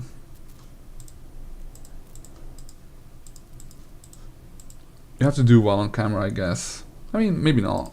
They I don't know. I saw like some of the clips and like, I really just don't like these fucking. There's a couple of guys, man, that they just look like scammers to me, man. Like these recreational players, they just seem like scammers, you know. Like I don't even like Shamat, you know.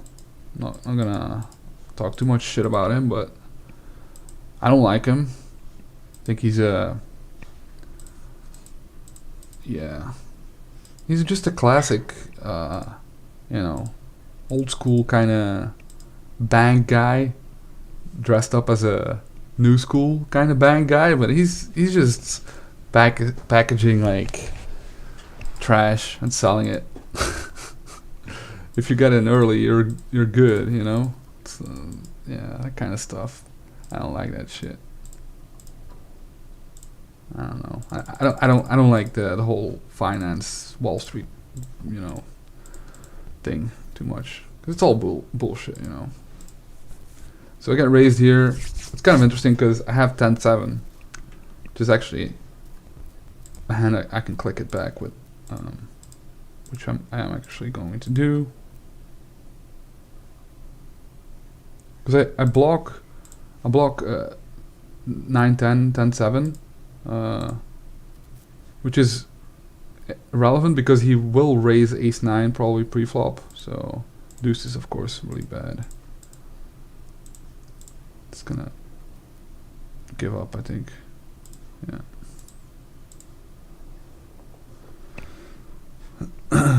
Just clicking it and trying, you know.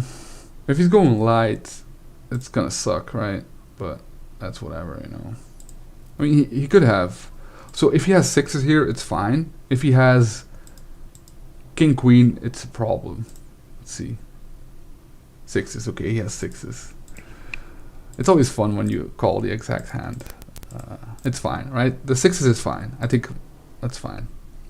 I think I played it fine. I think he played it fine. It's a problem if he calls king queen on the flop and then checks it down and I lose against king high. Then it's a problem.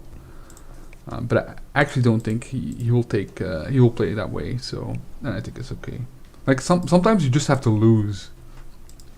You know, like I could have, if I saw he had sixes, maybe I should try and bluff him, right?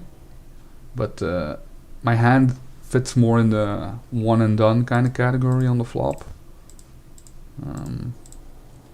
So he goes bigger here, which is actually, I mean, it's understandable, right? Because he doesn't want to give Pablito the odds to flat with any two cards, but I think he still gets to call actually any two cards. So maybe just give him a worse price, I guess.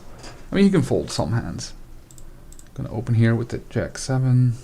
Oh, we have aces. Well, doesn't matter. Just jam.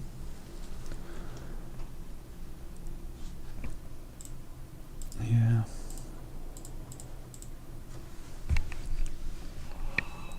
I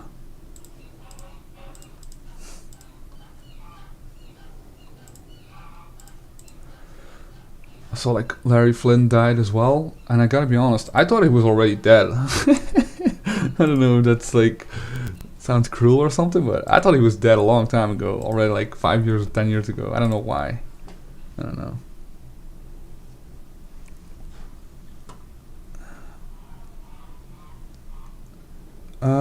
I think it's the you wanna. It's not blind versus blind. You wanna focus on button versus big blind, because button versus big blind, right, is very similar to cutoff versus big blind, and then cutoff is very similar to hijack versus big blind. You know what I mean? So it only shifts when ranges are a lot tighter. So like early position versus big blind is very different than button versus big blind, right? I'm just gonna fold here. That was a mistake here, by the way. It's open. And then also what you do is you work on big blind versus button and big blind versus cutoff. They are a little bit different because versus the button there's very wide value betting and stuff like that. So, but if you have a good idea of those two spots, basically like the foundation is two spots, right? It's button versus big blind on different flops with certain different stack sizes. I would mainly focus on 15 to 20, kind of shortish, and then because then there's capped ranges, right? Because big blind is going to jam a lot. So you get to the flop versus a capped range, and then also like 30, 35, 40 big blinds deep, and then maybe deeper than that as well. But that's not that important in MTTs at all. Like if you don't know how to play 100 big blinds deep, that's perfectly fine. The average stack at most is like 30, 35, maybe on ACR in the beginning it's like a lot deeper, but it doesn't matter, you know, because everybody's terrible. So yeah, and then I would start looking more at small blind versus big blind and small blind versus button, etc. You know, like I just want to say very clearly, it's almost useless to look at early position versus early position, you know, or like a specific spot of like middle position versus small blind. Like it just doesn't happen that much, right? And actually button versus big blind happens a lot, and then also big blind versus button or cutoff happens so much, you know.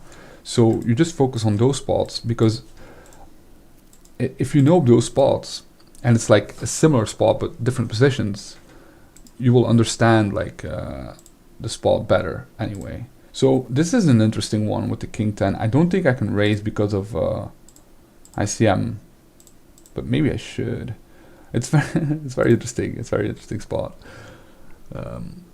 It's very interesting because I actually have a very good king. Well, what the fuck is this? I was timing out here. That was weird. I have a very good king, right? Because it's blind versus blind, so he actually has worse kings a lot more than he has better kings. It's very hard for him to have a better king. Yeah. So we will. Man, I almost want to rip it in his face. I'm gonna rip it in this guy's face. I just have to call, right? Yeah. Let's see. Oh, he was bluffing.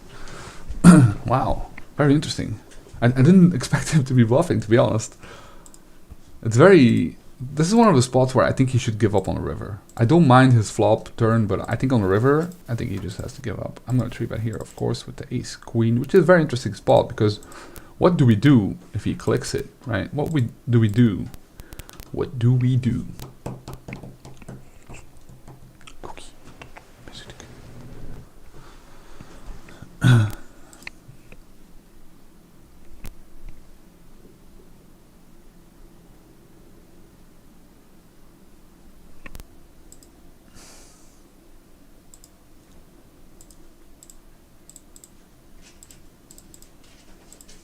So he flats, which is also very interesting. It's actually, I mean, this whole thing is very interesting. I think I have to bet, yeah. I'm gonna check turn, I think.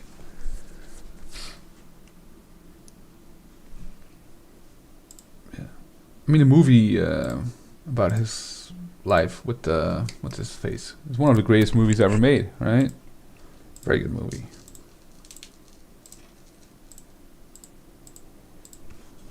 I was gonna check turn, right? Yes, check turn.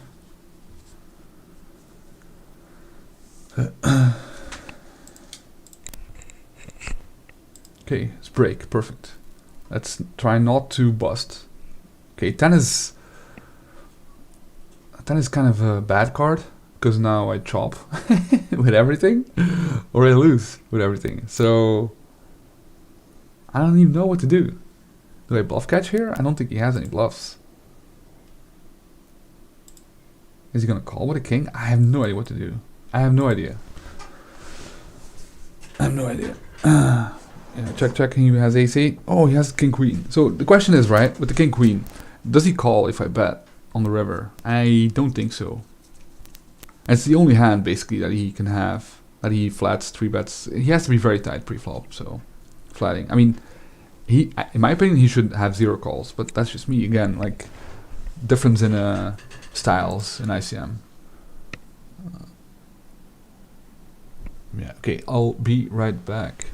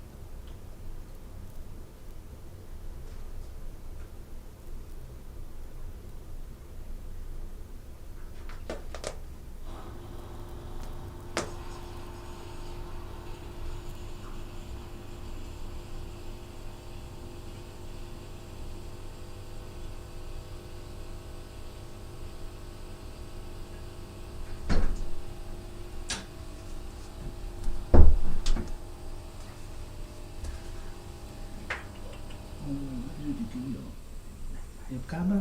Ô nè.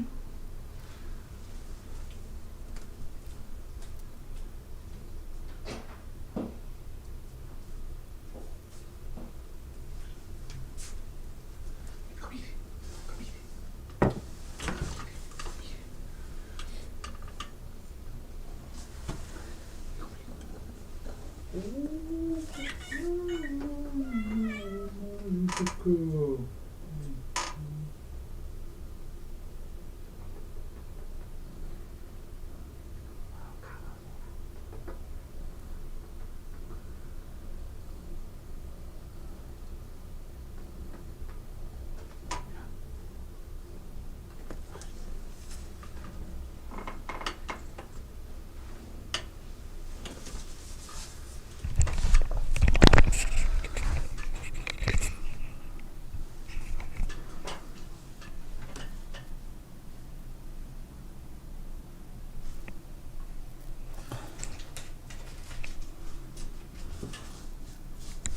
Hope you could see that. I hope so. I don't know. I didn't look at the angle. Should be fine. Yeah. He's a very, very, very sweet cat.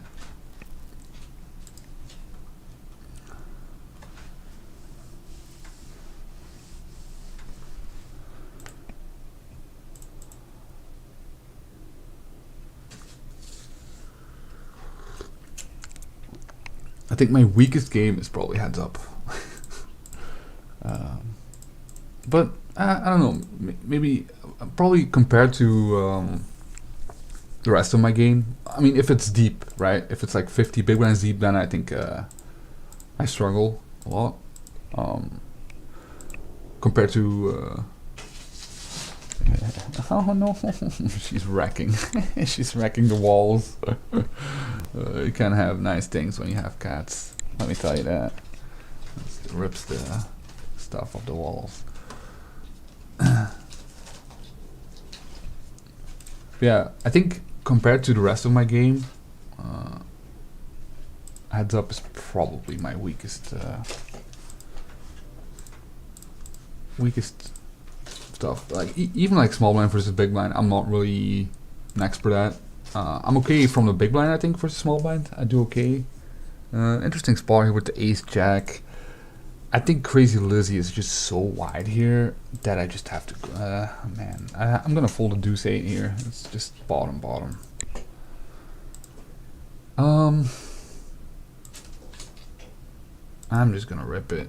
Let's go. 90 big blinds. Ace 9?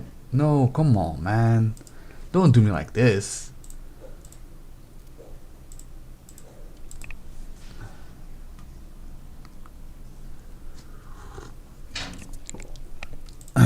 So yeah, Crazy Lizzie is definitely gonna take these spots here on the bubble, just jamming because he knows that small kind B is also taking the spots. So you know that's kind of like the mini meta game on the bubble. I don't really go too crazy like jamming and stuff. I like to open wide, but I'm not really three betting super wide, except when it's really a good spot, you know. I definitely three bet wider, but not like crazy wide.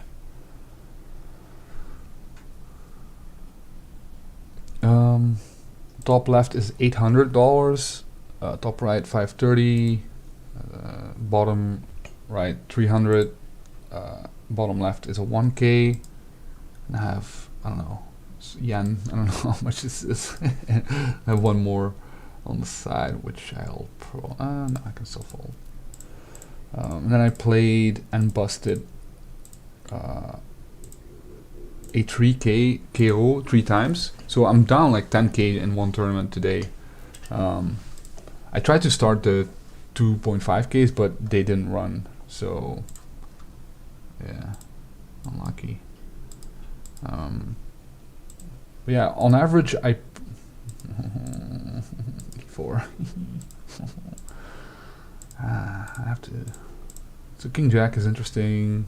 That's this guy on the exact bubble. I'm just gonna fold, you know. I'm not gonna go crazy. So this one is more interesting, right? With the Jack 4. Actually, having Jack here is really bad because if you want to bluff on the river, especially in this kind of ICM heavy spot, you're targeting like Jack 9 and 10 Jack and even like Queen Jack, because you can probably get Queen Jack to fold on the river, right? So when you have a Jack, it's actually really bad. Like it's better to bluff with a 10 than it is with a Jack, you know. So yeah, and I could win against Ace Deuce, I guess.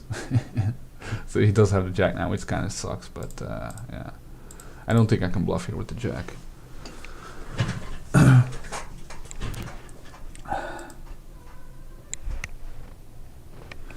Yeah, I mean the wall was trashed anyway, you know. So it doesn't matter. Like sometimes it sucks, you know, but like we already know it's gonna happen. Like we're not buying like expensive furniture or something. They just destroy it. Not right now. We have like I think 5 or 6 of the. I don't know what's the English word for it. Cotton pole, like cat pole. I don't know. Yeah, so we have a lot of those. then we have like little boxes, and then we have I mean, most of them just sleep on the couches.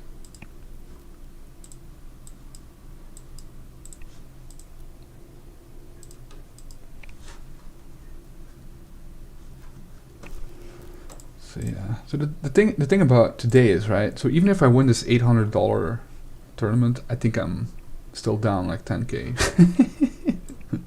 Maybe not 10k, like 5k or something. You know. It all depends on like the biggest buy-in. You know, if the biggest buy-in you're in for 3-4 bullets, then you know you're basically, if you don't cash in those, you're trying to break even for the day, you know. But that's how it works. This high stakes poker thing. But it's still a good one to win, right? Like this 840, it's a very very good tournament. So I'm gonna try and win it. So yeah, just jam.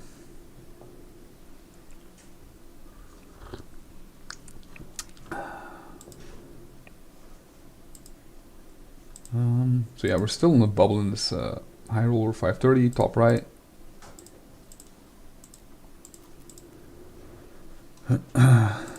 So in the money is 34.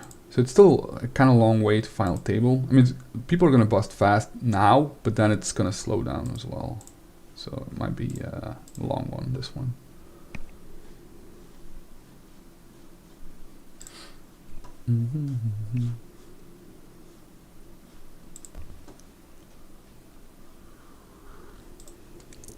Okay, Queen 6, interesting one, because we're very deep.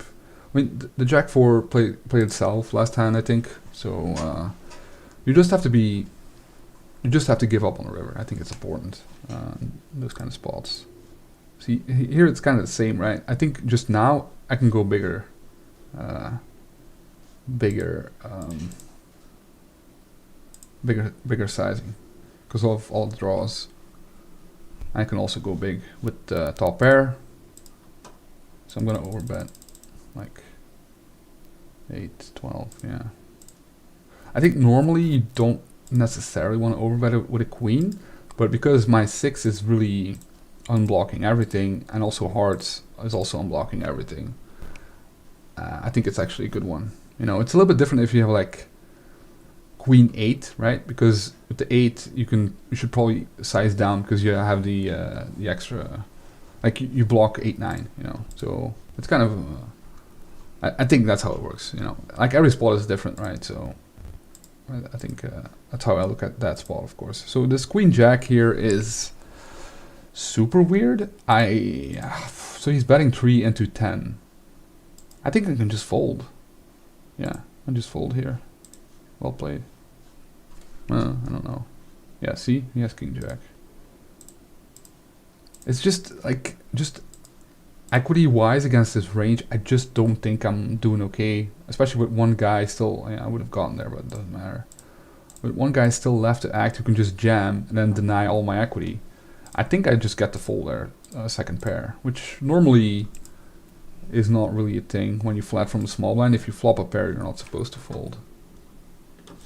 But yeah, I think this one, multi-way, etc. I think it was a good spot there to fold. So we're in the money now, and this top right. Just good. It's good. Just gonna go jam, 20 bigs, yeah.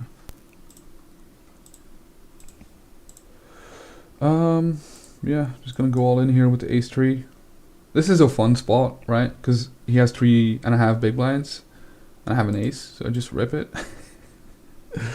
Okay, so ace queen is interesting because this guy is not a pro, and this guy is, and he's also Polish, so they are very aggressive. I think I'm gonna have to fold. It sucks, but like the only issue is like ace queen is really high up in my range, but it just doesn't play well as a flat, and I don't think I want to jam, but I'm not sure about that. Maybe I do want to just click it, get it in there. I don't know. It's a tough one. It's a tough one. Ace queen is probably not bad to just get it in there. 40 bigs or whatever it was.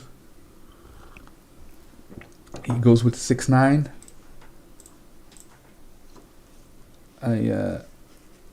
Yeah, come on. Ooh, nope, unlucky. Still battling. I mean, he still only has 7 big blinds, so it doesn't really matter. It's actually not that bad that he stays in here, of course, for me. Because now I can just keep putting a lot of pressure on this guy. Who I don't actually know who it is, because, I mean, John Nixon is not a real name. I mean, it's a real name, but I think it's Nixon is his middle name or something. So yeah.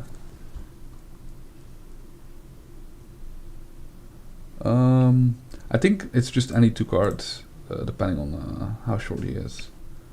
So, because he still gets to fold a little bit, because there's some... wow, he gets there again.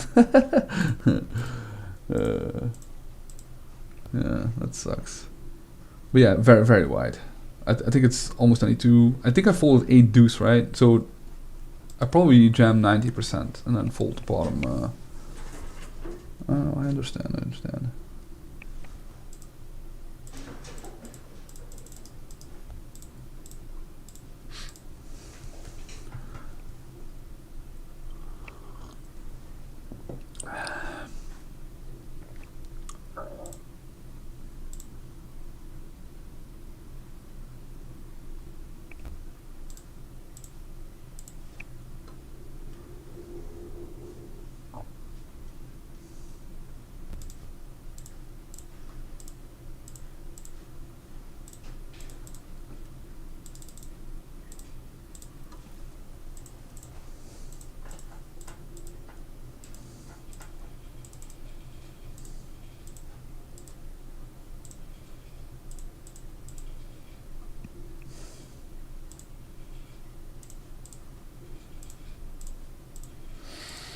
I'm folding. It sucks.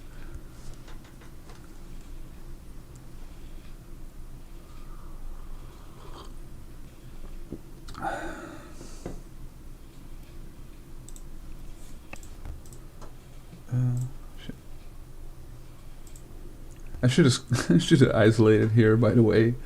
Oh man, big mistake actually, because he shouldn't really have a lot of calls there if I isolate. So that's a big mistake. I mean, it's not gonna cost me a lot of money, right? I'm just gonna stab. If I hit a queen, that's good. If I don't, I can always hit a tree and try and get the showdown. Sixes, I'm just gonna rip it. Even though Arturito with a flat on 12 big blinds, it's probably not super light. But I still have full equity, I think. Actually, even against this calling range, I'm not doing horrible. Oh, we get there. That's nice. Okay, we have kings against Crazy Lizzie, which is very interesting actually, because he's not gonna jam super wide in my face, I think. I'm just gonna try, but yeah. See, okay, so Arthur does fold here. Yeah, it's a pretty good, pretty fun spot there. That means he doesn't. He really doesn't respect this guy. And we have a insane spot, to be honest, guys. I think I'm just gonna click it and just hope he punts it off. And hope he doesn't have aces. I mean, he's gonna have aces a lot, but I still have to go with it, right? I have kings. I'm not slow playing. Never ever slow playing. Click it. Yeah. Let's hope he has queens or jacks.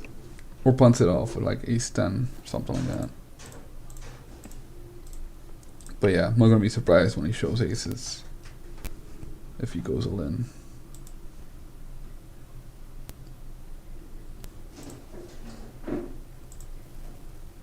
And you could call, but then it doesn't really matter here.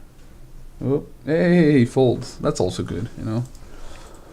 I don't think he's like squeeze folding a real hand there, so it was a bluff. So yeah, I mean he could of course he could like raise 8s, 9s, 10s to call off like Crazy Lizzie when he jams and when I fold, but against me he's not gonna be in good shape there. But I doubt it. It's probably just a ace-x kind of bluff.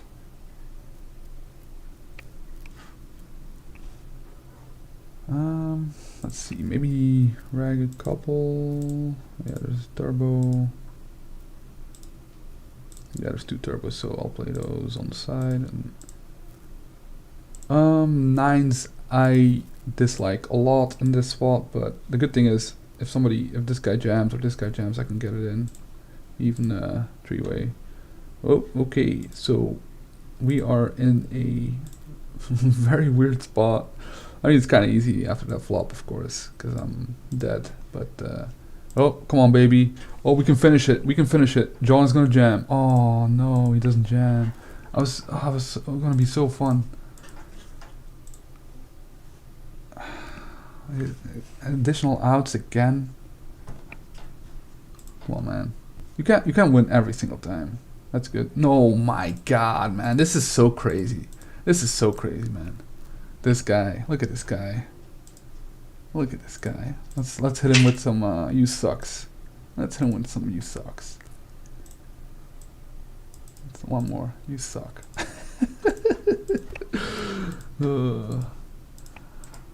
That's three in a row. That's a lot. That's a lot of money. If you think about every spot separately. It's a lot of dollar EVs. Yeah. I mean, I don't actually lose that much dollars, but he definitely wins a lot of dollars, you know. So it's just basically bad for this guy,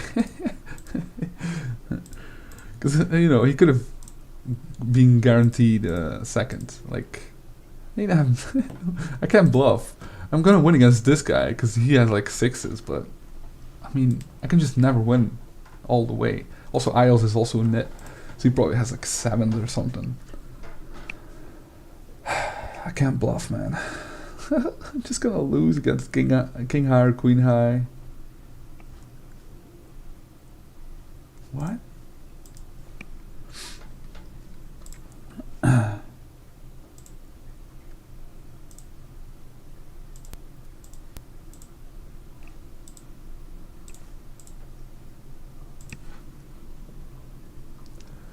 Yeah, man. Nicky P got me on the final table. I 3-bet him king 5 from small blind in like a spot where he shouldn't flat my 3-bet almost ever, and he clicked it back with the ace 8. It was a great click back. I love it. And then a couple of hands later, he busted me. I still like him a lot, so you know. Interesting flop. I go with the bigger sizing because we're 45 deep. It's kind of a board that's better for him, but because I'm opening so wide, like close to any 2, it's actually pretty good here.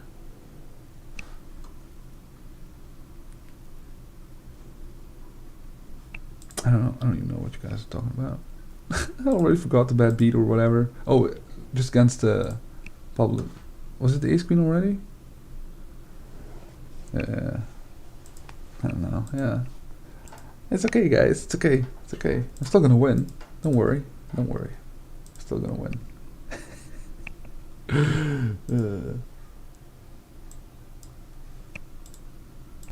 I have to use the emojis more, though. I have to pay attention. It's very important.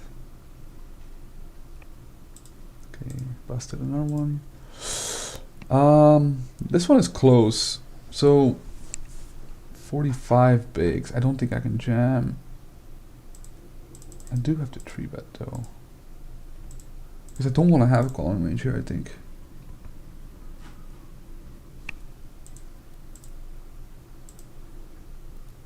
If he jams, it feels kind of gross, but I don't worry too much about that, because I am going to have like clear, easy calls here if he rips it.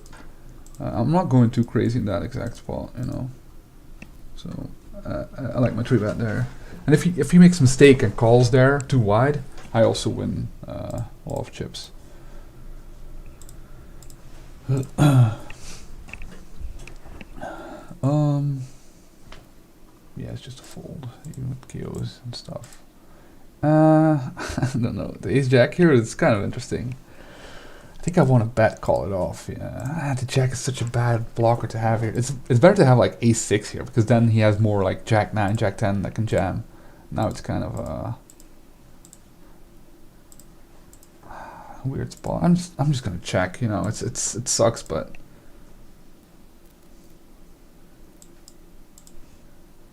yeah. So he limps. I isolate, which I should have done the previous orbit as well, when it falls to him.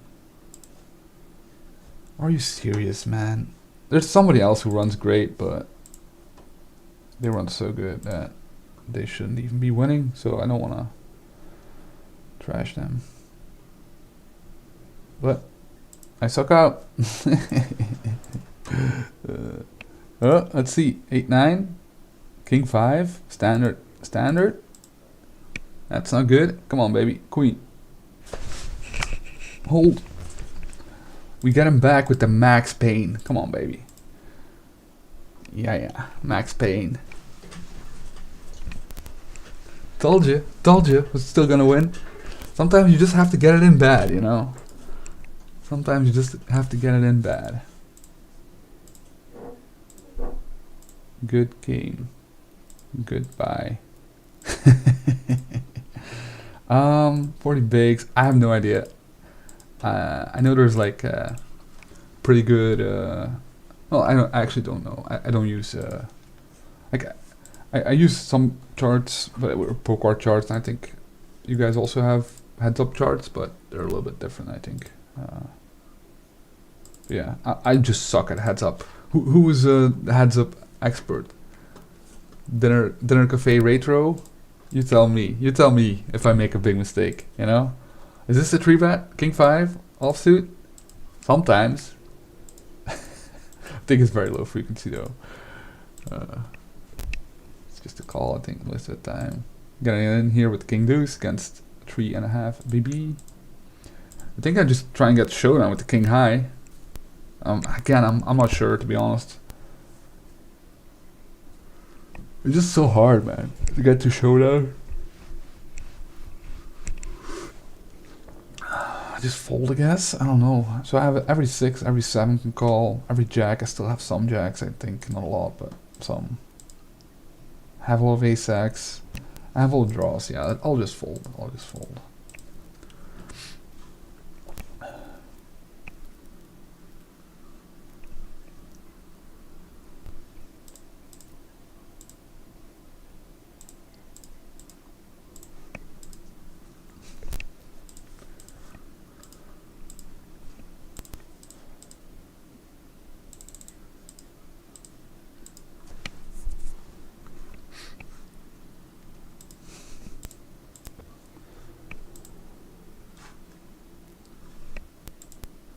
Yeah, you're welcome, Brenton. I do enjoy this a lot, actually, the streaming thing. It costs me a little bit when I'm starting, you know, when I'm playing a lot of tables. I think I definitely lose a lot of money. Well, not a lot. Well, I wouldn't say a lot. Like, it's not, you know, I'm bad at multi-tabling anyway, whether I'm talking or not. I'm just bad at it anyway. But I think it actually benefits me, like in these kind of spots. I mean, I'm still kind of like all over the place, but yeah. So let's try and win a heads up. You know, he's a good player. I'm just not good at heads up. So he bets one big blind here. So what I have to do is raise a lot, right? But I think I want to have hearts here. So like if I had 6-4 of hearts or 6-4 with a club, I could raise. But I think now I just want to fold 6 high here. Yeah, I think that's how it works. But I'm not sure. Again, it really depends on the stacks, and because it plays different with different stacks. The shorter you are, just the wider you want to get it in for value. The more you want to click with like some backdoor equity as well. Like it's a whole thing, you know.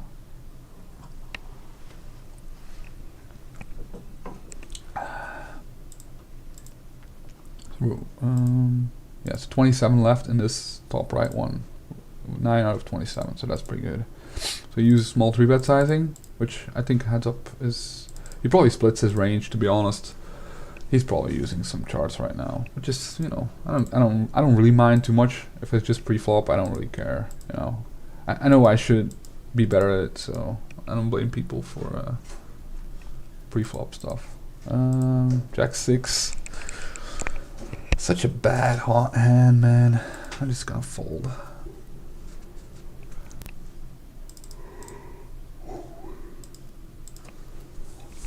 Like, I always want to play every hand heads up, but it's just, you know, you gotta fold some hands, right?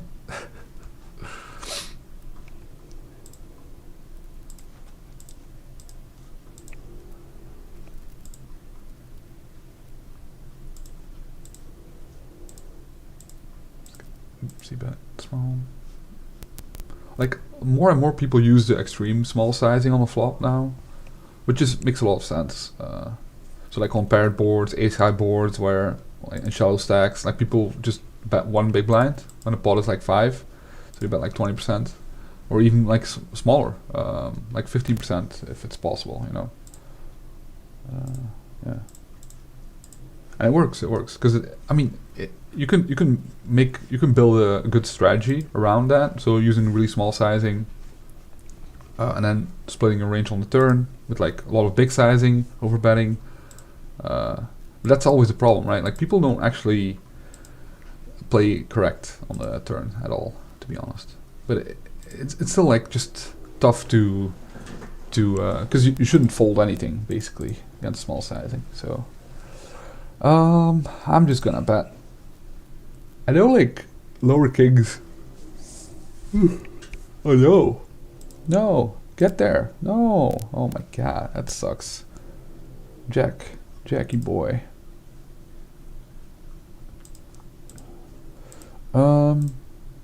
Well, I have another one, more fun one. I don't know. Like, I should probably overbet, but I don't know. With king 4, probably not, actually.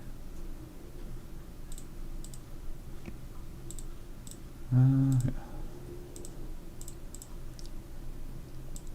So I replaced the bottom, right? Now it's a 1K turbo deep stack. We are almost in the money, 12 minutes. This is not a great tournament. I don't think a lot of people win. Like, most of it gets eaten by the rake. 4-5 again. Like, I don't really know if I should 3-bet this at some frequency. I'm just really bad at heads up, guys. Like, I know it's kind of like easily solvable, you know, especially like the heads up part, like the shallower stacks. It's kind of solvable, you know, all the way up to 40, 50 big blinds, pre-flop range and stuff. So it's just laziness. It's just pure laziness. So 7, I think I'm gonna donk. Oh no, wait, what? Oh, he limped and I misclicked. No, I called, right? Yeah, I called pre-flop. Okay, and then you see that I call. 7 comes, I donk, small. I'm gonna call this Jack 10. I'm not too happy, because I think it's a woman, so might be a lot of strong hands. Okay, no, oh no, wait, yay! I thought it was, oh no backdoor flush, but I had the backdoor flush as well. Great, good stuff. So 8 is kind of interesting because a lot of my draws got there with the 8. So I think I want to check call on 8, and I think I maybe want to check raise this 5-4. What do you guys think? What do you guys think? Yeah, let's go.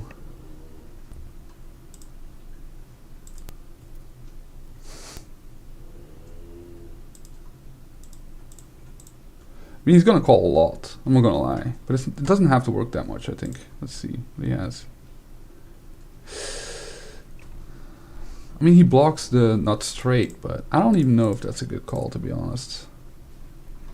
It's probably okay. I still kind of like my bluff.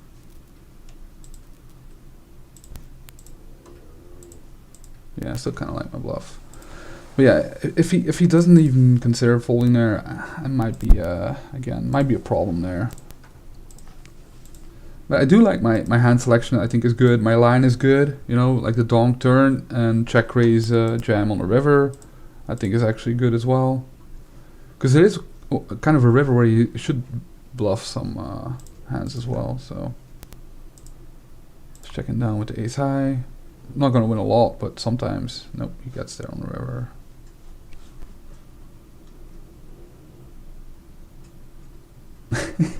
That's how you play heads up. Try and make a hand and get paid. Yeah, that's actually a good strategy. Try and make a hand and get paid, you know? I don't know. I kind of like my bluff. I don't know. It's a tough one. The problem is my value range, right? But I think I have boats and I have the straight. Yeah, I think I have the straight too, like Jack 9, which he blocks, of course. So that's that makes his hand like Jack 10 is a better call than Queen 10 there. If that makes sense, you know, because he blocks the straight. So blocking is more important there than actually having a better kicker. King 8 is probably good. Let's see. Should get to showdown a lot of the time.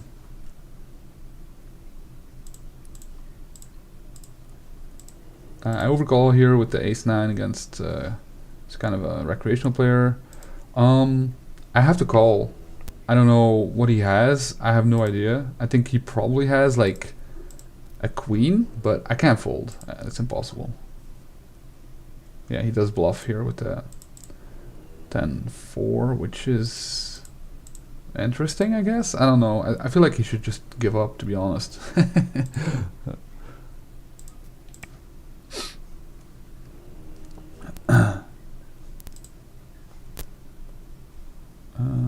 Let's see.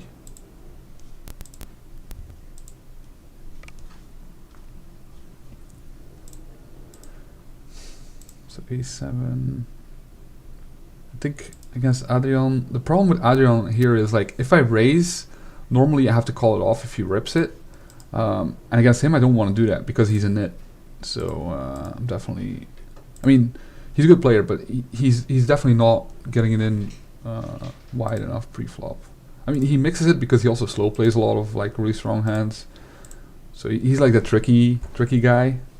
So I just he's not really like, I don't know. He's a good player now, but yeah. I just can't get it in pre-flop with the ace here. 20 big blinds. I mean, I could jam. That's plus EV. Why am I timing out? Why am I not clicking just clicking the button? He probably doesn't. He's also playing all tables. So he goes for a big sizing here, 3.8. It's kind of interesting because it's one of those turns where, okay, it does make sense to size up, but it's one of those turns where he should bet the river a lot, and I don't know if he will. So I'm just gonna call. King is kind of interesting card as well. The problem with like me having like a blocker to the nut flush is that it's completely irrelevant because I never have it, right? Because I would play it differently, and then he also never has it because he would just jam it pre a lot of the time or raise pre a lot of the time. So it's completely irrelevant that I block the nut flush here. So I'm just gonna fold. 6-4. I'm gonna call bottom pair. Ace is kind of an interesting card because he doesn't really have a lot of naked aces when he bets so big on the turn. Because he was gonna go to showdown a lot. I actually do have a lot of ace X, so we'll see what happens here. I might raise here if he bets. He does bet. I'm gonna turn my hand into a bluff.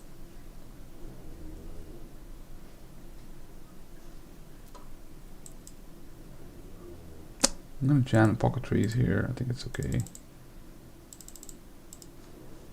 I should have gone a little bit bigger, to be honest, but it's whatever. It's whatever. It's not gonna affect his range too much where I go like 18 or 16 here, but I do like 18 a little bit more. Running into the queens is no fun. He calls again. See what he has. Jack tree. I mean, it's fine. It's just, I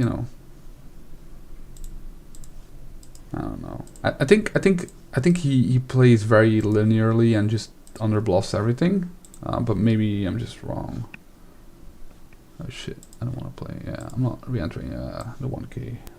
I still have this one. I think this is just a rip.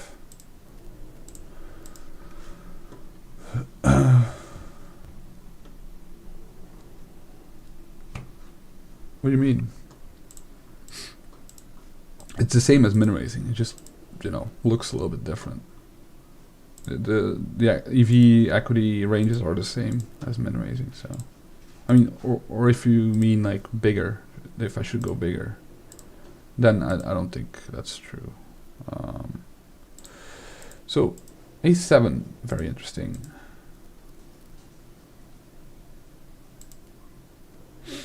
I think I have to call.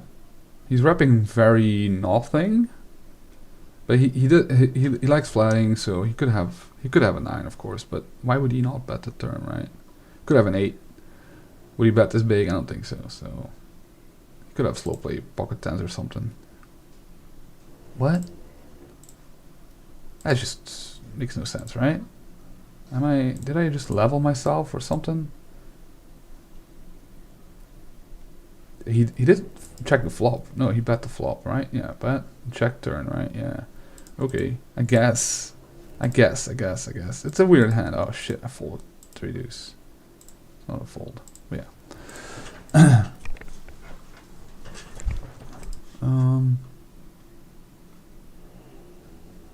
Yeah. So you guys saw my 2 bluffs gone wrong. I think they're both fine though. I think the 6-4 is fine, just the way the board runs out. I just need a lot of bluffs there because I'm going to have a lot of value. It's not just straights or anything, it's just all 2 pairs are going to raise. I don't know about his calls though. I think they're okay, but I don't know if he has to call though. Yeah, maybe he just thinks I'm unbalanced and just over bluffing there, all of the spots. But I think they're fine. I think they're fine, both of them. So. It is what it is, you know. If it works, I look like a genius, and yeah. If they snap call with a 1 pair hands, it's like kind of sucks, but I think it's still fine. Just the hand selection and the line. Interesting. I mean, I have the bottom end of a straight, so I'm just gonna fold.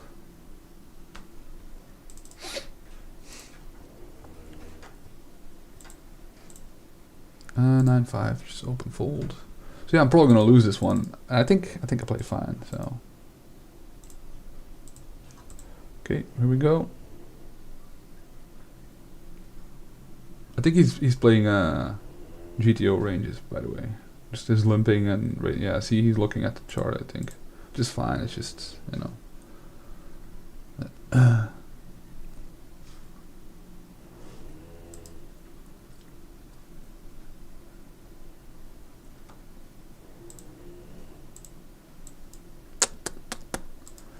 Yeah, he's taking a lot of time. You gotta be careful, because they ban people. 9-3 again, just folding. So yeah, I think this is it. I think these 4 is it. This one, I still got 20 minutes. If I bust, I will re-enter. So, Queen 8, I think I can just check, yeah. I think that plays okay. Queen high is pretty good. Let's see. I don't think there's anything else I have to play. No, I mean there's like an $800, but the structure is kind of slow. So, oh, 2K popped off. Wow. We'll see. There's no recreationals though.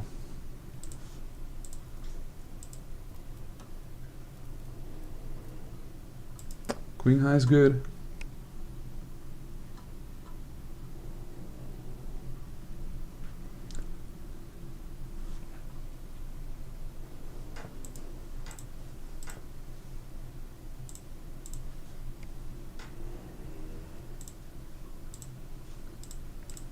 Like it doesn't, like, you can use different opening sizes. You just have to balance all the ranges, right? So you just have to So if you think, okay, if I go two big blinds instead of 2.5, I'm gonna get 3-bet more. First of all, I don't think that's true, GTO wise. But even if it is true, you just call wider. You just defend wider ranges, right? So it's a whole thing. I'm just gonna amend that. I have no idea here, but I have the bottom 9, so I think just betting small is best. I don't know, no clue. I kind of like this sizing because I can go wide for value, so that's fine. I'm just gonna rip it. But yeah, it doesn't really matter. That's basically what I'm trying to say. You know, whether you go 2 or 2.1 or even 2.5, it's very similar to. I'm just gonna rip it. Very similar to min raising. It's only once you go like 3x or 3.5x, then it starts changing a lot. I mean, even though 2.5x there is a difference between 2.5x and min raising. Like how much people have to defend and how they have to defend to change a little bit. So deuces, he's been limping, so this is not like, I don't expect a lot of folds, to be honest. I think it's pretty strong, his opening range here. Yeah, it's fine. See, ace 4, yeah. Okay, that's good. Good flop. Good turn. I mean, he has some extra outs, but still 77% to win. This looks like a 6. That's not good. Hey, 7 is good, right? Yeah. So we're back. We're back, boys. Ace Jack here is an easy call. Easy getting in. Ace Jack, Ace Jack. I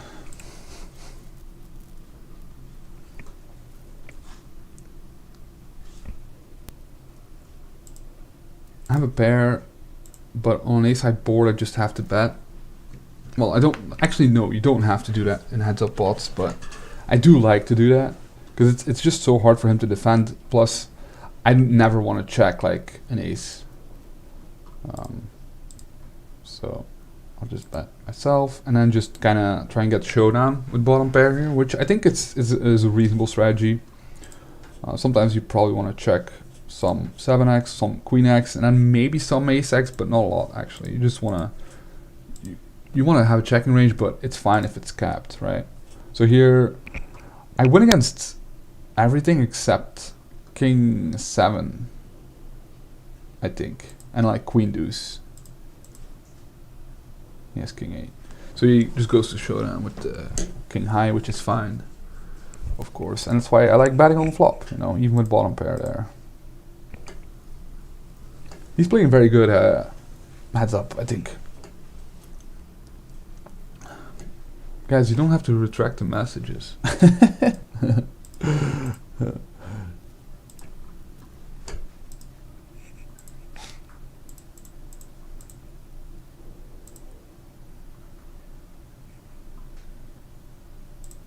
Yeah, I think I just want to min raise everything. I'm just gonna gamble here, to be honest. Maybe not. Nah, that's not a good spot. Because yeah, that's fine. No, I don't have to gamble there. I think he's a bit on the tighter side anyway. So interesting flop here. So I can go small, big, or check. Like all 3 options are good. I think I'm gonna go big. I have no idea though. I just want to, you know, like make his 8x, 9x pay. Interesting turn, because I get there with my pair, and I block all the nuts. But what is going to call me that's worse, right? So at this point, like a lot of his 8x, 9x are going to start folding if I bet really big. So I'm going to bet really small, and I'm actually going to triple barrel.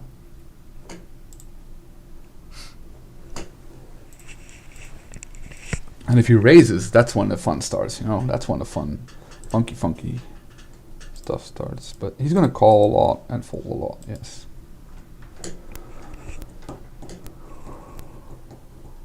I think, again, all options are good there on flop and turn. It's just, what I'm most comfortable playing is probably big flop and then small turn when I get there, when the flush comes in. Deuce 5. I'm just gonna fold. I can't 3-bet anything.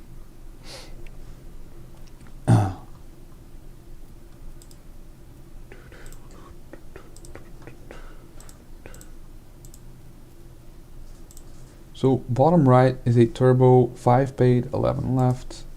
Everybody's short because it's a turbo, so got 3-bet here. Jams. Yeah. Okay, we have a playable hand. I think it's 3-bet. Actually, it's probably a call. I want to get it in with ace jack, I think pre, and then ace 10 is better as a call than as a 3-bet because you don't want to get it in pre. I think that's how it works. I mean, it's fine if he doesn't really 4-bet a lot, then you can still 3-bet just linear kind of thing. But I think like 40 something. Thanks, man. Appreciate it. I do enjoy it too. It's not always like high level stuff, but I hope it's always like there's always something, you know. Interesting turn here with the queen. Yeah. I think he's gonna check a lot without yeah.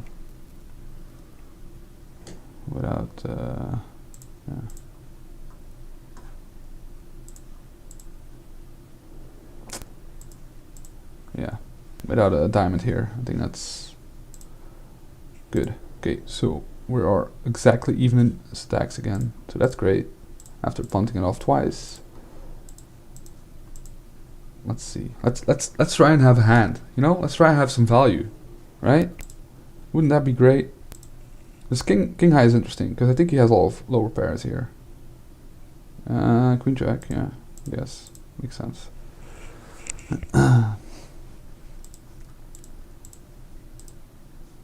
Yeah, I mean he's looking at something, man. I mean, I know he's playing a lot of tables though, so I don't know. I don't wanna say he's like RTAing, but he's definitely playing slow sometimes, you know, on this kind of board. So he check calls. I have an ace. It's actually better for him because he should be check calling all of his ace X for sure, I think. Maybe raising sometimes though. I'm gonna check anyway. King is actually a good card as well because he has some king X that he floats, so I can actually get some value now. Let's see. We might raise, boys. We might raise for value here. Let's see what sizing he makes it. Yes, we're gonna raise for a value this time, you know.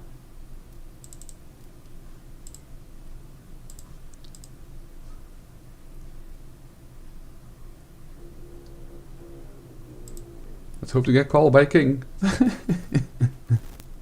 Call.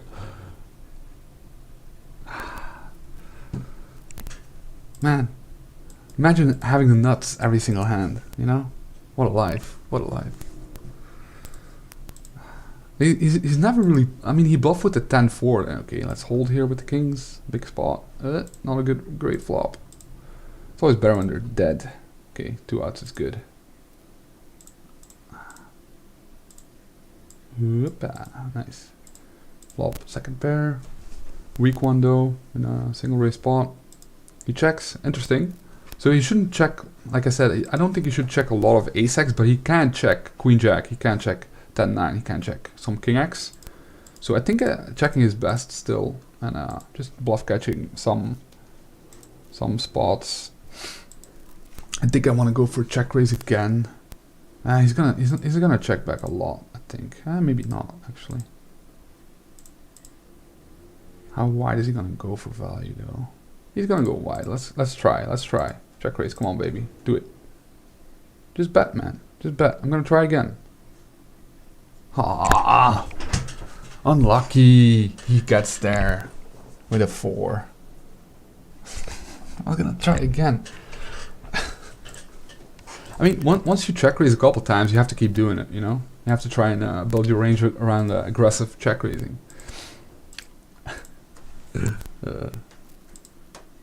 Gonna rip it here with ace 3. Yeah. Not defending with 8-6 off, even though I would have flopped 2 pair. Ace 5, playable hand. Let's see. This one is a little bit closer to 3-betting, right? Because it's a little bit weaker. You don't mind like 3-bet folding actually. So let's do it. Let's do it. I think maybe ace-5 is in the bigger sizing, but whatever. It doesn't matter too much. Let's see. He just rips it. Wow, okay.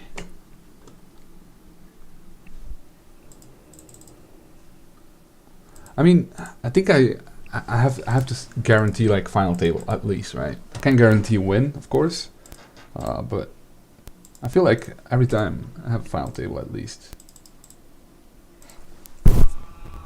That's good, you know, because it's. I mean, I do. Of course, in GG the fields for these high stakes ones are not super big, right? I mean, this one is pretty big though, but.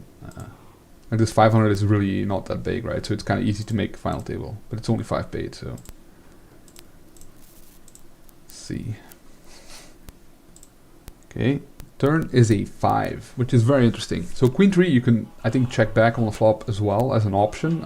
Like I said, I like betting all of my top pairs, and start checking like kind of worse than that sometimes, you know. So he should be donking. Very important. He should be donking. So I think I'm good here most of the time. Am I gonna get value though? So I'm gonna check. Oh my god, I should have bet. I hate myself. I hate myself. So now I don't get value from a 6, right? And I lose against some diamonds, low diamonds here. Yeah. Oh wow. He has trips. Wow, I faded that one because I was gonna bet the turn a lot of the time there. Yeah, it's gonna 3-bet here. Make it sense with the bigger open. So I'm assuming he's never gonna fold. That's what bigger opens mean in general from recreational. He's flatting. It's terrible, of course. Horrible, horrible, worst flop in the world. It's even worse than ace king, right? Because he never has ace king. I'm just gonna check because he's not gonna bluff me, right? Very important. So if he has 10s, 9s, 8s, right, I still win because he's not gonna bluff, right? And if he has king queen, you know, maybe I can make it fold, but that's it, right? That's the only hand.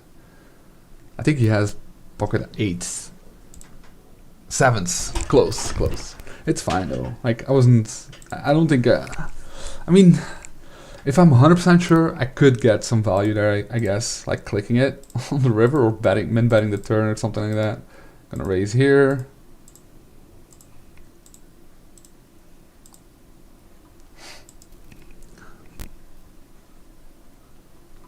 With the gut shot with a heart, I think it's reasonable. I'm gonna have to bluff the river a lot though. Not on this one though. On this one I can check and lose sometimes and win sometimes. I can actually win here. Like 10% of the time, because he has like ace 10, ace jack that he has to call on the turn, and then he's gonna try and get the showdown. I think sometimes at least. Yeah. Ace queen. Wow, he doesn't even bet ace queen. I mean, I guess it's fine. Like, what am I gonna call, right? I think my hand again. I think it's kind of standard, not 100% standard, but as a good option there. I think it's fine. And I give up on the river is also good. On the 6, I think. I'm going to have to bluff there sometimes, though. But he's not the kind of guy you want to go too bluffy, as we saw before. I mean, his calls were okay, but it's like potential folds, you know? So, if he just snaps it off there, it's kind of might be a problem. Yeah. Of course, I've never had a hand so far, so... Well, I flopped the trips, but I didn't get paid, you know? It's hard to get paid. Heads up, you know? 6-4. He has a limping range, so... It's kind of scary calling. I feel like his opening range is so strong, you know?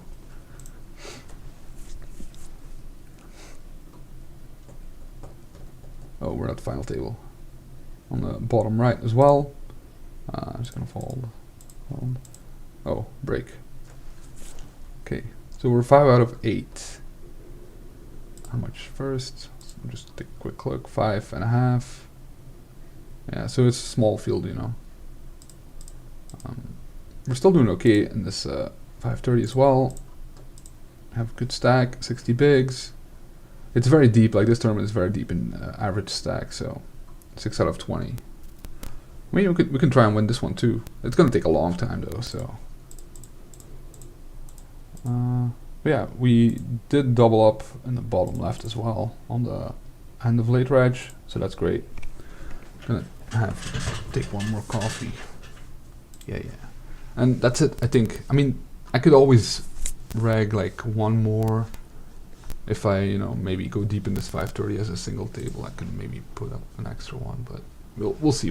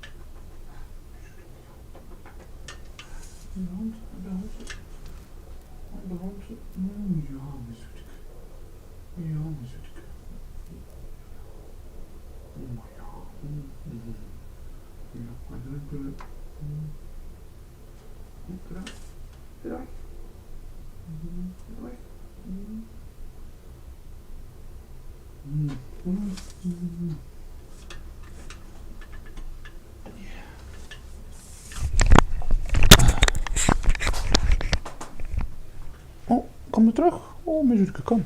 Kom zo. Kom zo. Yeah. They're always the sweetest when they're like a little bit sleepy,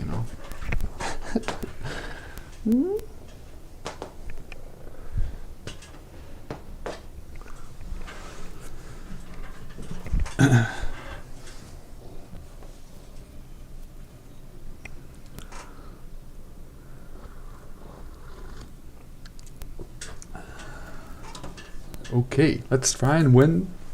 Let's try and win 3, right? Top left, let's spin it back up again and win a hand, and then Bounty Builder 530, let's win that one in a couple of hours. And this turbo thing, wait, so this is turbo 5, so 3 more to bust. So this is just, you need some luck here. And then the bottom left is not going to finish today. So it plays all the way down to level 30. Just still a long time, of course, but it's probably going to be final 2 tables. Let's just spin.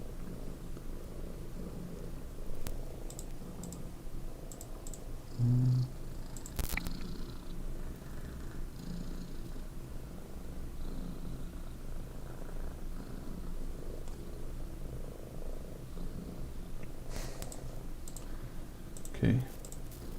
So 6-3. I've been betting everything, so I'll just keep betting. You know, my 6 high.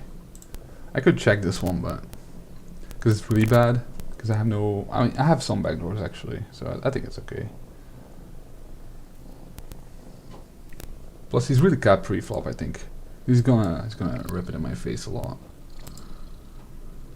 Okay, all in with the king, a queen of hearts. And he's tanking. Like, I mean, this one I just don't get, right? Like, what's the closest hand that you tank there? I have no idea. I'm gonna fold some ace? No, right? So it has to be like king 10 maybe? Even that's kind of a...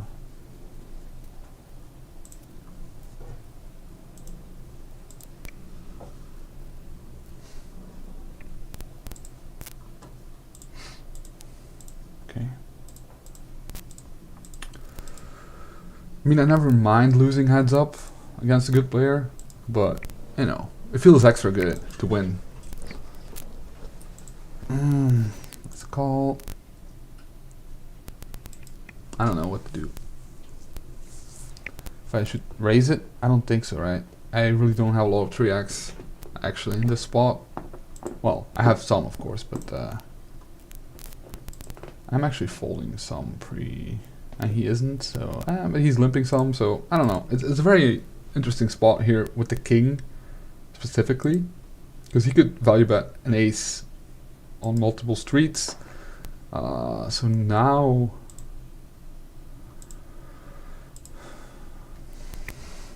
Am I gonna value bet a king here? Yes, I am. I have to. I don't think he has an ace, yeah. So I just have to try and get him to call with a queen, you know. That's it. Because I'm very high up my range, I think. Hey Cap, I think we're watching some replay. You probably won't hear this, so maybe you should type something. Wait, let me type. You're 2 hours behind.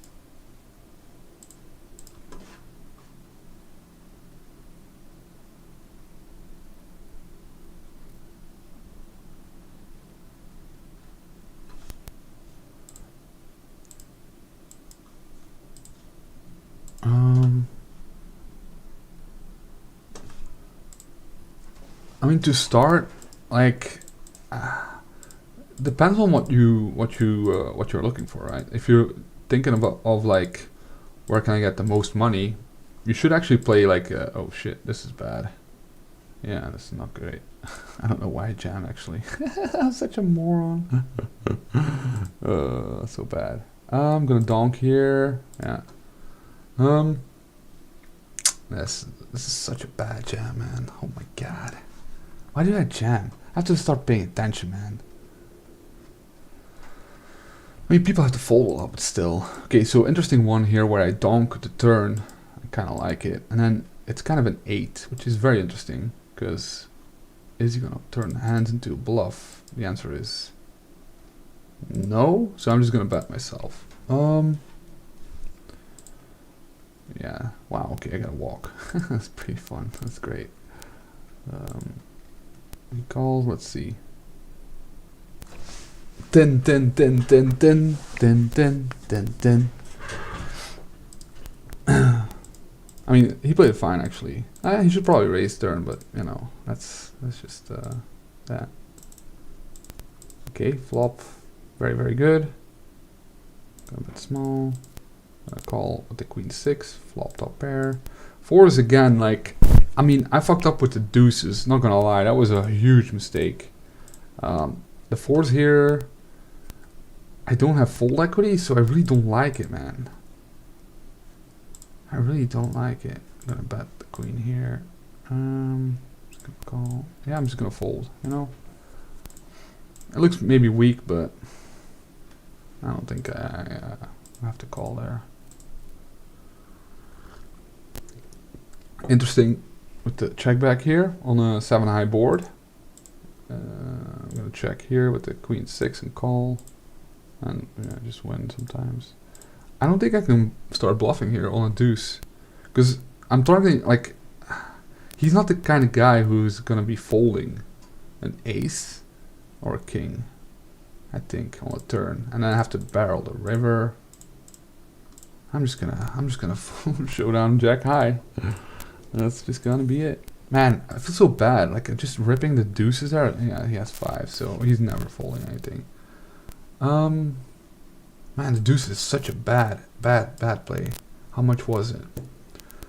10 big blinds under the gun. So people have to fold a lot, but it's still like such a bad jam, man. Oh my god, it's so bad. it's legitimately like just burning money. It's like lighting. How much would it be? Like $100? Nah, maybe not that much. Like $50. Just light $50 on fire. So bad. Okay. Helio with the jam. I have to fold, yeah. So 10-5 wins. So only 2 people from the money. Man, that's such a bad play, man. Oh my god. Interesting here. I'm just gonna bet because he shouldn't really have a lot of raises. So he's gonna struggle to continue with a lot of weak hands here, which is fine because I have 7 high.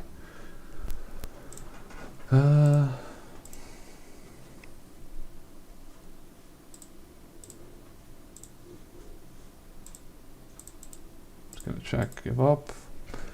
Queen is a good card for me to still take a stab at it, because I am gonna actually bet the flop, right? With my ace-x, because I've been betting everything. The problem is, like, what am I trying to make him fold, right? I don't know. I have no idea. I think I'm just gonna have to show down 7 high. Yeah, he has a queen. I mean, he might fold a queen though. Queen is kind of like a bad card to have there. It's almost better to have a jack when I bet like 75 on the pot on the river or something.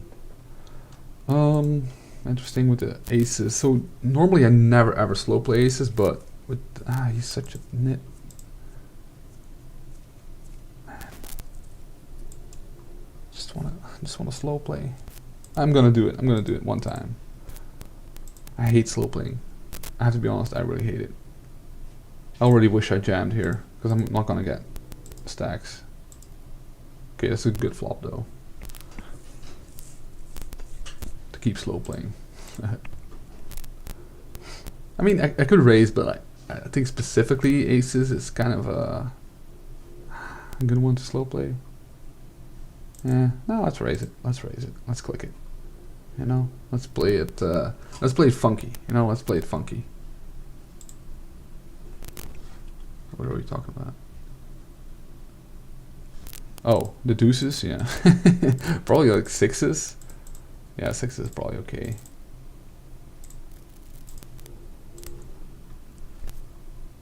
So let's see if we can get him to punt.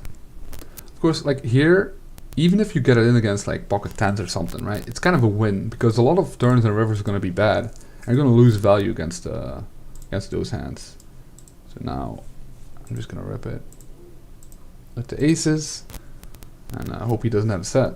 That's it, basically, but it's unlikely. 10-9 is probably a call in theory, but I feel like folding, so I'm just gonna fold.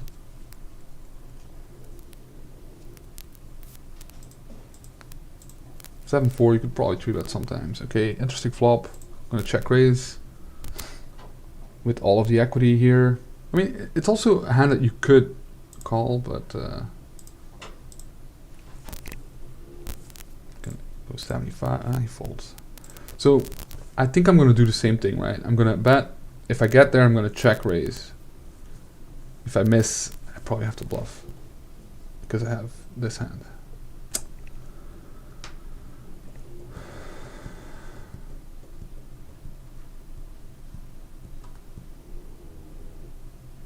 I'm gonna bluff. It doesn't matter that I block like the hearts because he's gonna bet it on the flop anyway, so it doesn't matter. So I'd rather have this than spades. It's kind of like a shit bluff, but you know, I think it's okay. He still has calls because he has whatever 9x. Oh, he has a 6, man. This is so fucking. Imagine having the nuts every hand, man. He literally had like the easiest. I mean, he had a call like with the jack tree, which was not too easy, but man.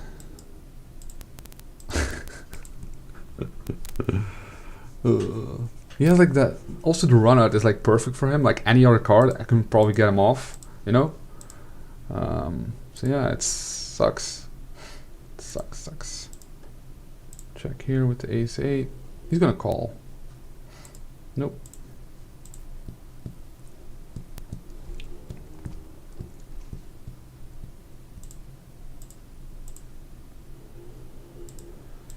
He bets small here. I think he's planning to check back, so maybe I should raise.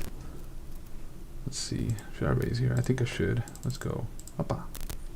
Raise for value with second pair when third pair pairs the board. This is the gangster territory.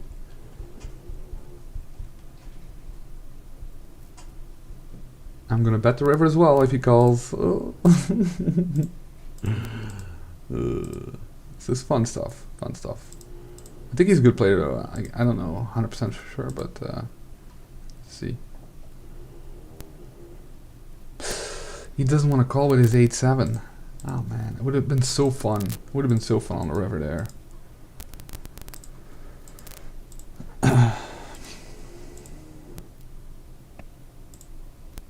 Wait, did he bet the flop? No, right? It went flop on check, so I'm just gonna bet myself. Yeah, these folds.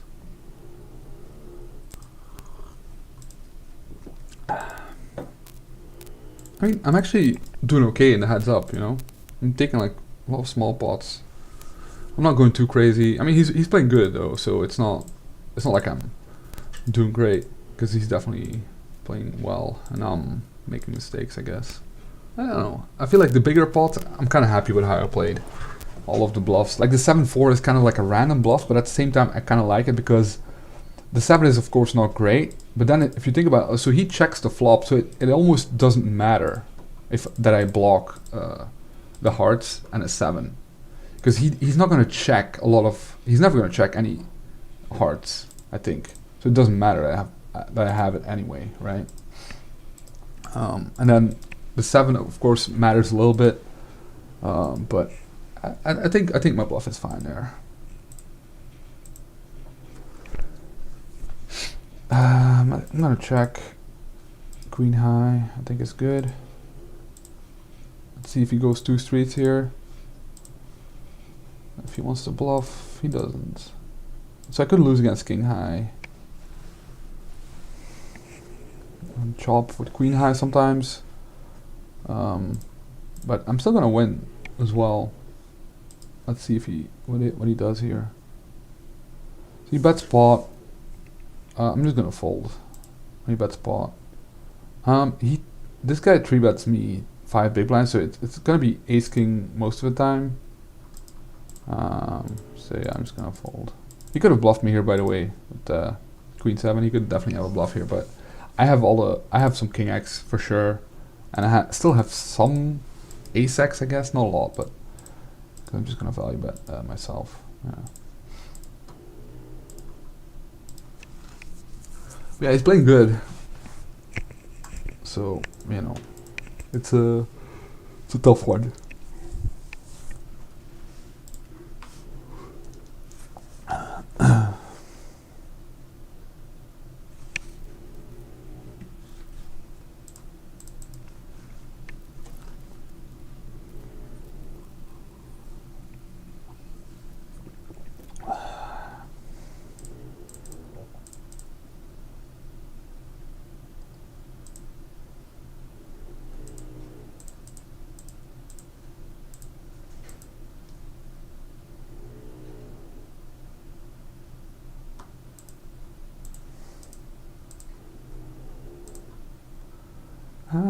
don't think I'm gonna fold.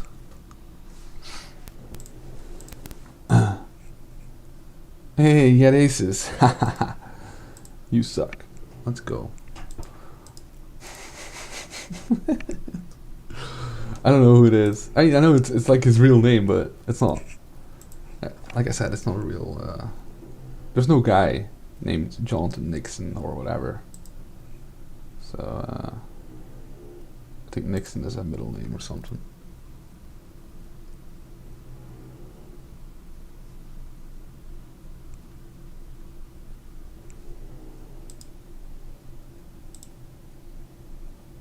Like, what do you mean? Like, you have too much fold equity?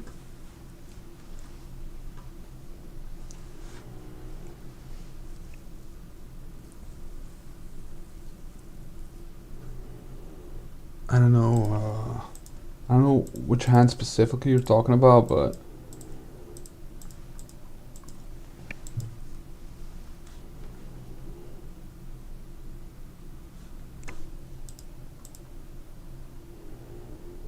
yeah, I don't really understand. I mean, you're supposed to go all in with your good hands. That's how you get paid, you know? You have to balance it by going all in with not so good hands too, right? Then people have to call wider than just jacks plus, tens plus, right? If you're talking about like all in jams with 20 big blinds or something, like you don't wanna slow play all the time, you know? Because otherwise, I mean, yeah. If he folds everything except aces, kings, queens, etc., like you're winning money with hands that are worse, you know, with your worse hands. I can't even bluff here with the 3, I think. Yeah, so it's always like a balance, right? It's never like, oh, I have a good hand, he's only going to call me with also a good hand, so I'm going to slow play, you know? That's not how it works. Heads up, okay. I mean, no, you don't want to. You just get it in super wide, to be honest. It's not just aces, kings, and stuff. It's a lot of hands. Like you're supposed to like get it in with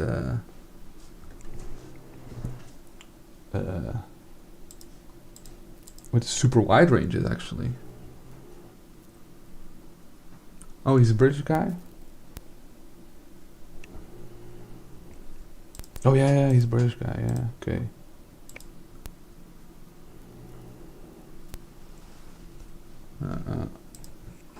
I think it's a young guy, though. I looked him up, and I don't know. That's fine, though, like, I don't... If it's a real guy, I don't care, you know, what his name is. It's just, I mean, it would be cool to know his star's name and stuff like that, but... I thought he was American, so it's good to know that he's a British guy. Am I gonna value bet here with 4th pair?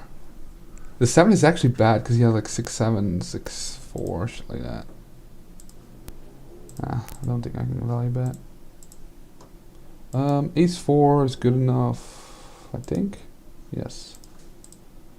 Okay, this is not a great flop. Man, I think he has a 7. God damn it. A 9 is actually good too, because I block 6-9. Am I gonna call? It's 7, right? Ace-8. Yeah, that's whatever. That's fine. No, come on, man. Why does he always have it? That's so lame. That's so lame. Yeah, that's so lame, man. Hey, nice one. Chop it. Chop it up, up. So he bets really big. So the problem with this GNF guy is, yeah. Oh no, queen gets there. No, look at this. Look at this. I beat nothing. Except 4-3. What? Okay. That was weird. Call 10-7. Flop a pair.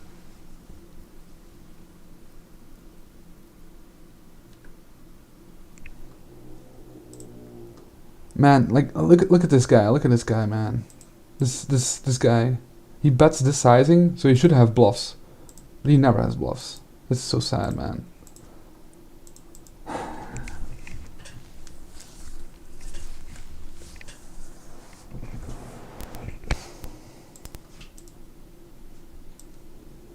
Hey. Can I fold? Come on, baby. You can fold. You can do it. You can do it. Just fold, man. Just fold, man. Give him no respect. No respect. Zero. He's a nit. Fold. Great fold. Love it. Best fold ever. If it's a good player, you always have to call, but yeah. Okay. So I have top pair, reasonably good kicker, and a limp pot. It's not the best, but it's okay. So I'm gonna raise here. Jack is good. So the question here is like, do we want to triple? I think the answer is yes. So I'm gonna bet small. Okay, so I'm gonna fold fours here this time. Good fold. Jack is good. Okay, so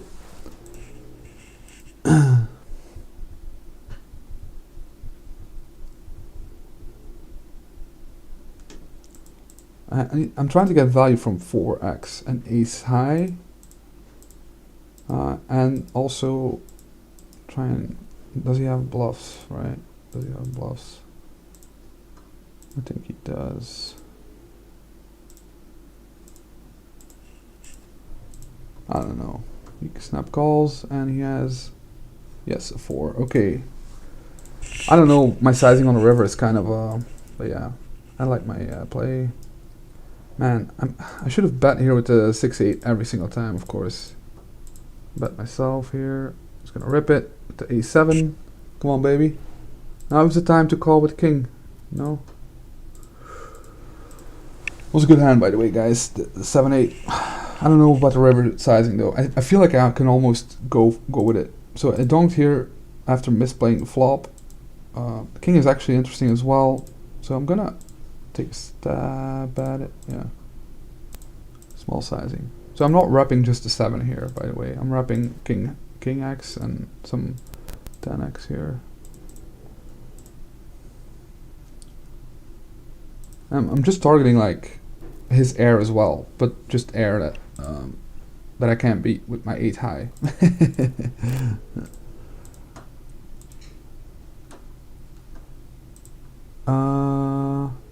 So this one is kind of the same spot here with the 6-7,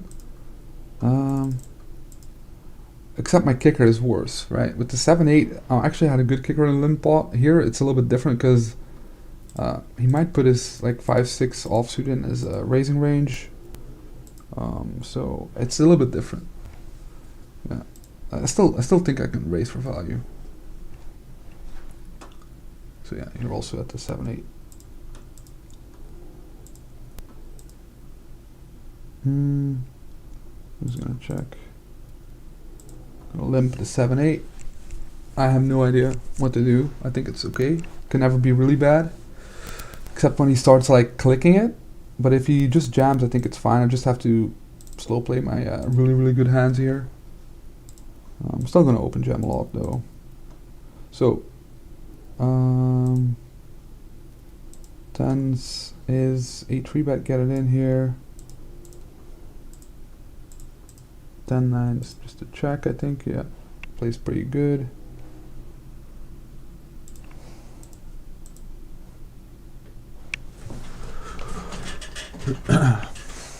I'm just gonna fold here with the 10-9. It's just I mean, yeah. Okay, get in with the 10s. Good luck. Good luck. Hold. Nope. GG. Yep. I mean, yeah. Well played. Yeah, that was stars. So okay, flop pair. Wait. Oh man, I thought it was 2 people busted, but there's only 1.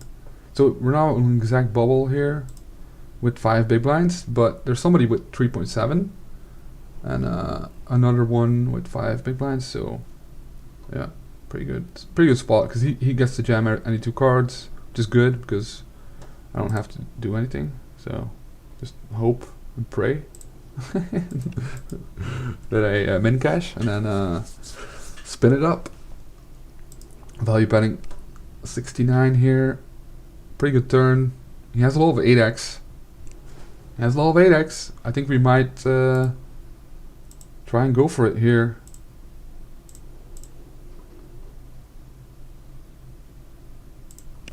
This is really close though, because like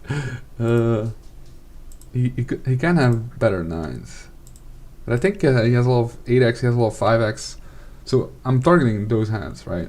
I don't think he has a lot of jack x, right? Because he's gonna raise a lot pre, and then also on the flop he's also gonna raise some of them. Man, having an ace here sucks a lot, but I don't think I can call. Jack 10 is a call. Let's go. Let's do it. That's kind of sucks. How does he have spades and then just like one pip me? That's so sucky. Come on, baby. Come on, baby. Jack 10, baby. Nope. Unlucky, man. I run so bad. I think I'm playing good though, so very happy. You know, you're always gonna make mistakes, right? Like jamming the deuces is a big mistake, and then but like heads up, I feel I played okay.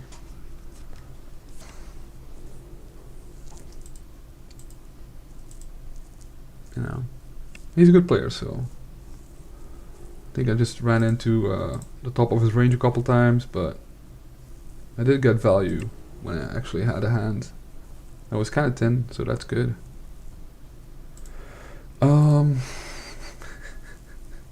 I just have to jam, right? Because I still have some fold equity, and I do pretty well if called. Yeah, see, I have some fold equity. Very important here, because he benefits a lot from keeping the bubble going. So he has to fold a lot, so that's good. And of course, king high is pretty good. Oh, we got double called here, and we actually have a pretty perfect pot. Come on, baby. 8-9. No. Why? We're gonna try and check raise the river again, I think here. Man, such a disgusting man. Get it in multi-way and still have like so much equity. He doesn't want to play. 5 deuce. I'm gonna open fold. Nope. Man, this sucks. Okay, so big blind has 3 big blinds, but he can still just fold everything. Because there's no real value for him doubling up that much. I mean, there's a little bit, of course, but I think his limping range is just the weakest. Because his opening range seems to be pretty strong. So I'm just gonna start isolating all his limps and just value betting. I mean, this one is kind of easy. He shouldn't have a lot of ace-x at all in his range here, so I'm just gonna bet probably. Okay. We're doing good, boys. It's a battle. It's a battle. Which is gonna make it better if we win, you know. Of course, this is still a jam. Yeah. It's gonna suck, you know, when I lose, but it is what it is. Just have to go with it. Interesting flop here. I think I'm gonna go with the big sizing 1 street here. What do you guys think? Nah, it doesn't make any sense.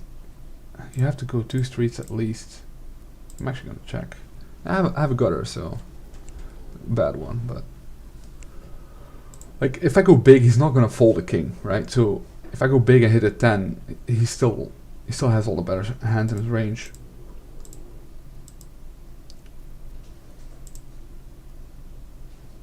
Start betting now.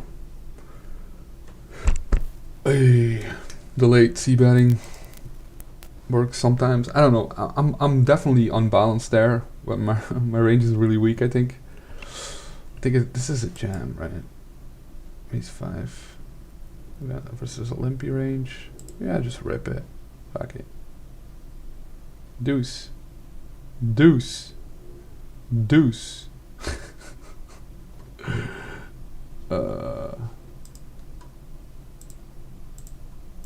Come on, baby. Now is the time. Now is the time. Just rip it in. Rip it in.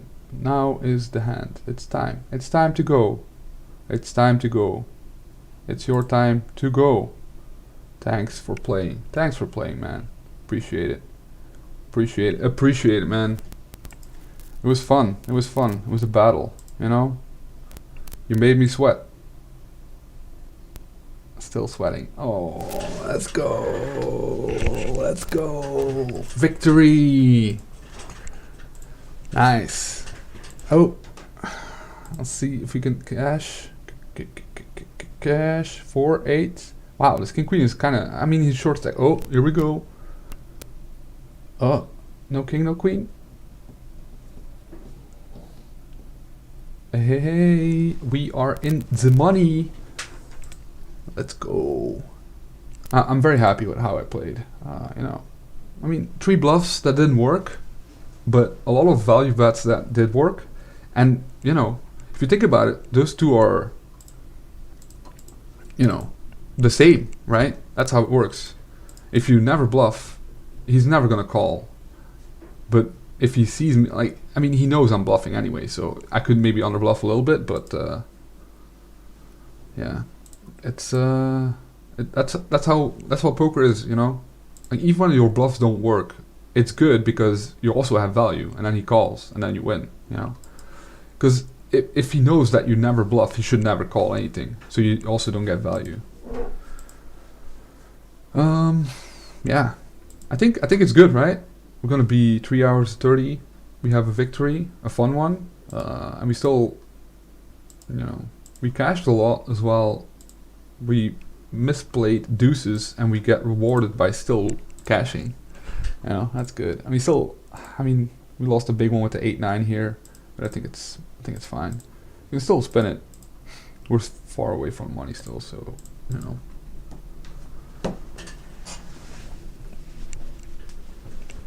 Yeah. Okay.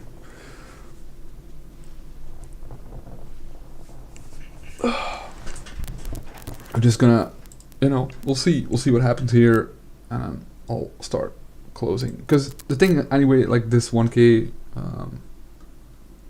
it doesn't go all the way, so there's not really a point of.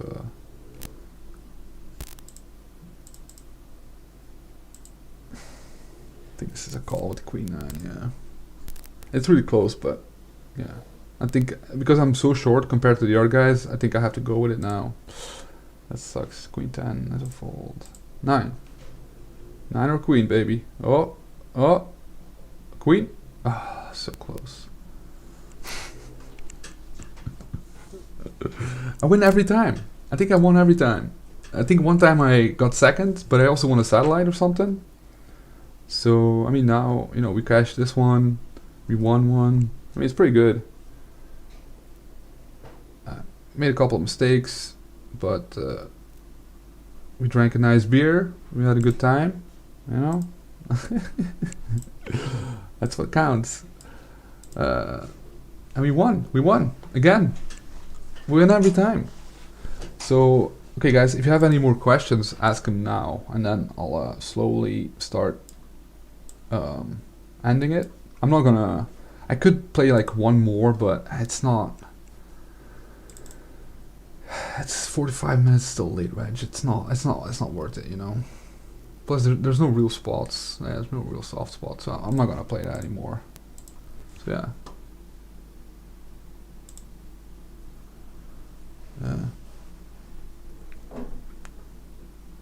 Thanks, man. Appreciate watching. I'm gonna finish next week, I think, or maybe in 2 weeks. With the Acevedo thing, we're gonna just do the final table. It's a very interesting one. It's been a long time since I played, but I still remember it. It was pretty good one. Very tough final table, so definitely look out for that. I mean, I'm doing this every month. The stream. I have a good time. I hope you guys have a good time too.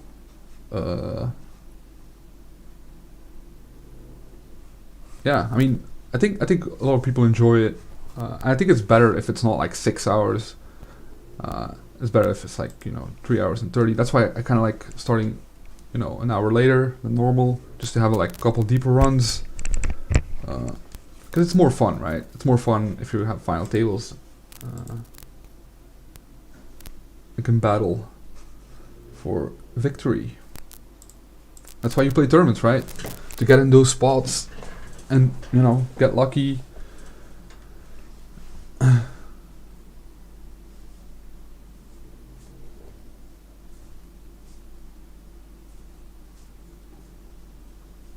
you mean timing?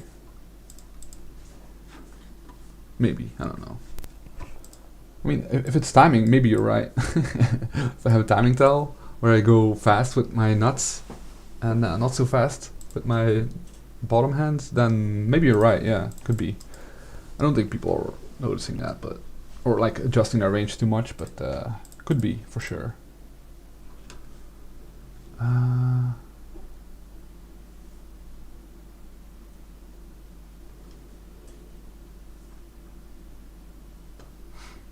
Okay, any more questions? And I'll yeah, thanks guys. I really appreciate it. Like I said, I have a good time every time.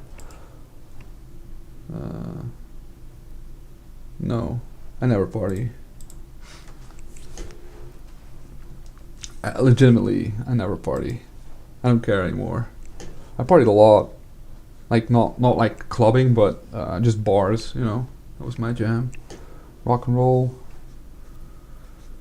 Yeah.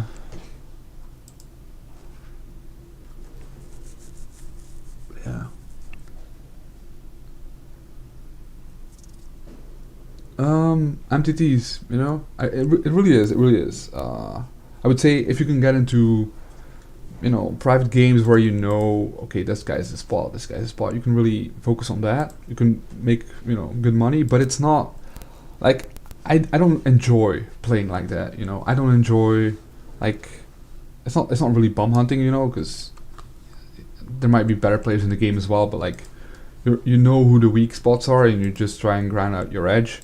In MTTs, it's, you know, everybody has chance to win. Of course, my chance to win is a lot higher than you know, a beginner, but it's fun. MTTs are fun. The only problem with MTTs is the big variance, right? You can lose 10,000 MTTs in a row, like, I mean, not win, or like not win any money while you're actually winning. 10,000 is a lot maybe, but at least 1,000, 2,000, 3,000, 4,000, it's very, very easy, you know. Thanks a lot, man, appreciate it. I think we have one, but it's maybe boxed up or something. I don't really care too much about the glasses, but yeah, I do enjoy Carmelite. I think I don't know, like I think La Chouffe is definitely better, but yeah, they're great glasses, by the way, Carmelite. Yeah, appreciate it though.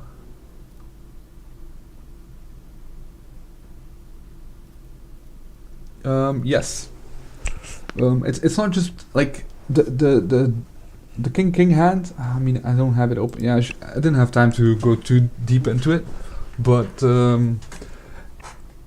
it's an exploitative fold in the sense that I'm really high up my range. But you have to think about all of the spots, right? How many better hands do I have, and does it matter, like whether I have kings or whether I have ace high there in that spot? And the answer is no, right? So there's no difference between me having ace high or kings, and then you have to start thinking about blockers. And actually having, you know, no clubs is whatever, I guess. I think it's better to have a club there. So I didn't have a club, so I didn't block the flush. Very important. I also, you know, you have to consider his range for leading the turn three-way. He should be leading a lot, right? Because the 7, he's in the big blind, so 7 is very good for his range. He can rep a lot of 7s. I almost never have a 7, right? So that's why I almost have to call on the river, just because I don't actually have a 7. I do have the flush though, sometimes, right? Sometimes, not a lot, but sometimes I have a flush. But I think personally, it's better to call, you know, let's say a different pair, but with a club, right? It doesn't matter that your kings are so high up in your range compared to having tens or jacks or whatever it was. There's no difference, right? It's the same hand. It makes a lot of difference whether you have a club or not, because you block the flush that got there on the river, right? So those things are very important. So you always have to consider those things as well. So first you call with hands that have a club, right? Because you block flushes. So then that's a lot already, you know? Because there's no difference between kings and a different pair, like a lower pair, essentially, right? So it's just better to call with a club. So first you call with all the clubs, and maybe I think you can just fold everything else, just combo wise, right? And then the other part is I think he's under bluffing a lot, because I don't think he expects me to fold an overpair, and I think he doesn't realize that I do get to the river with worse hands as well, right? So I just give him no respect and fold, right? That's basically what I do. I think at lower stakes it's similar, but every spot is different, of course. You know, you always have to consider like the value of your hand, like blocker wise, and how high it is in your range, what he thinks what he is targeting with either his sizing or if you're capped or not. Like, it's all very important. But in general, it always comes down to, is this guy bluffing? And what hands should he be bluffing? Is he gonna bluff those hands? And the answer to a lot of those things at lower stakes is no, you know? Sometimes you have a guy who's gonna bluff too much because he's a random guy. He gets to the river with a weirdly wide range, so that guy is gonna bluff a lot because he just gets to the river super wide. But that guy in that spot was not gonna get to the river wide as played when he bets big on the turn. So, and the flush gets there as well, so he's gonna give up sometimes as well. So that's basically why I folded. And you should also consider all of those things, right? It just depends. Every spot is important to think about your exact combo and your opponent, and etc. etc. Because we were also 3-way to the turn, which is also very important. It's very different than heads up. And heads up, I'm actually more capped when I check the flop. Now multi-way, I'm actually less capped, which is also important to know that, like, you know, I had kings there, which is a pretty good hand. So I think in theory it's just a call with a club 100%, and then without a club, depends, you know. So yeah, that's my long answer, but I think it's a good one. So yeah, I think I'm gonna call it there, unless somebody else has more questions.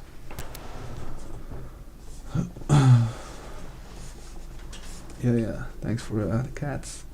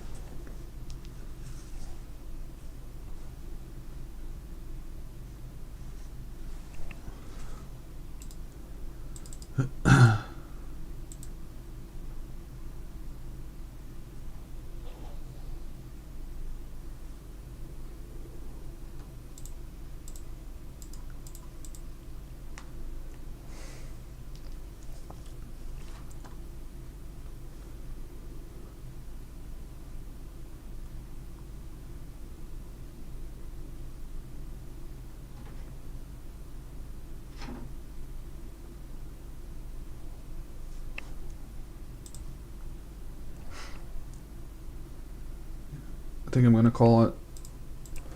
Thanks a lot, guys. Wait. Oh, let me wait one more second to see if you guys say something. But yeah, I'm gonna say goodbye now. Okay, I'm gonna say goodbye. If you have questions, I'll read them and then I'll just quit it because there's like 3 minutes delay. So yeah, I have to.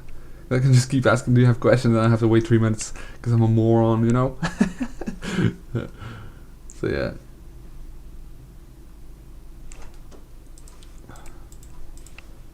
No more questions, and then I'll just quit.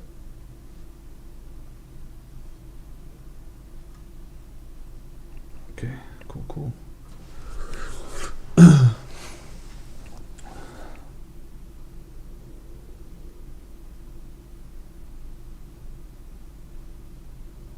Okay, guys. I think bye bye. See you later.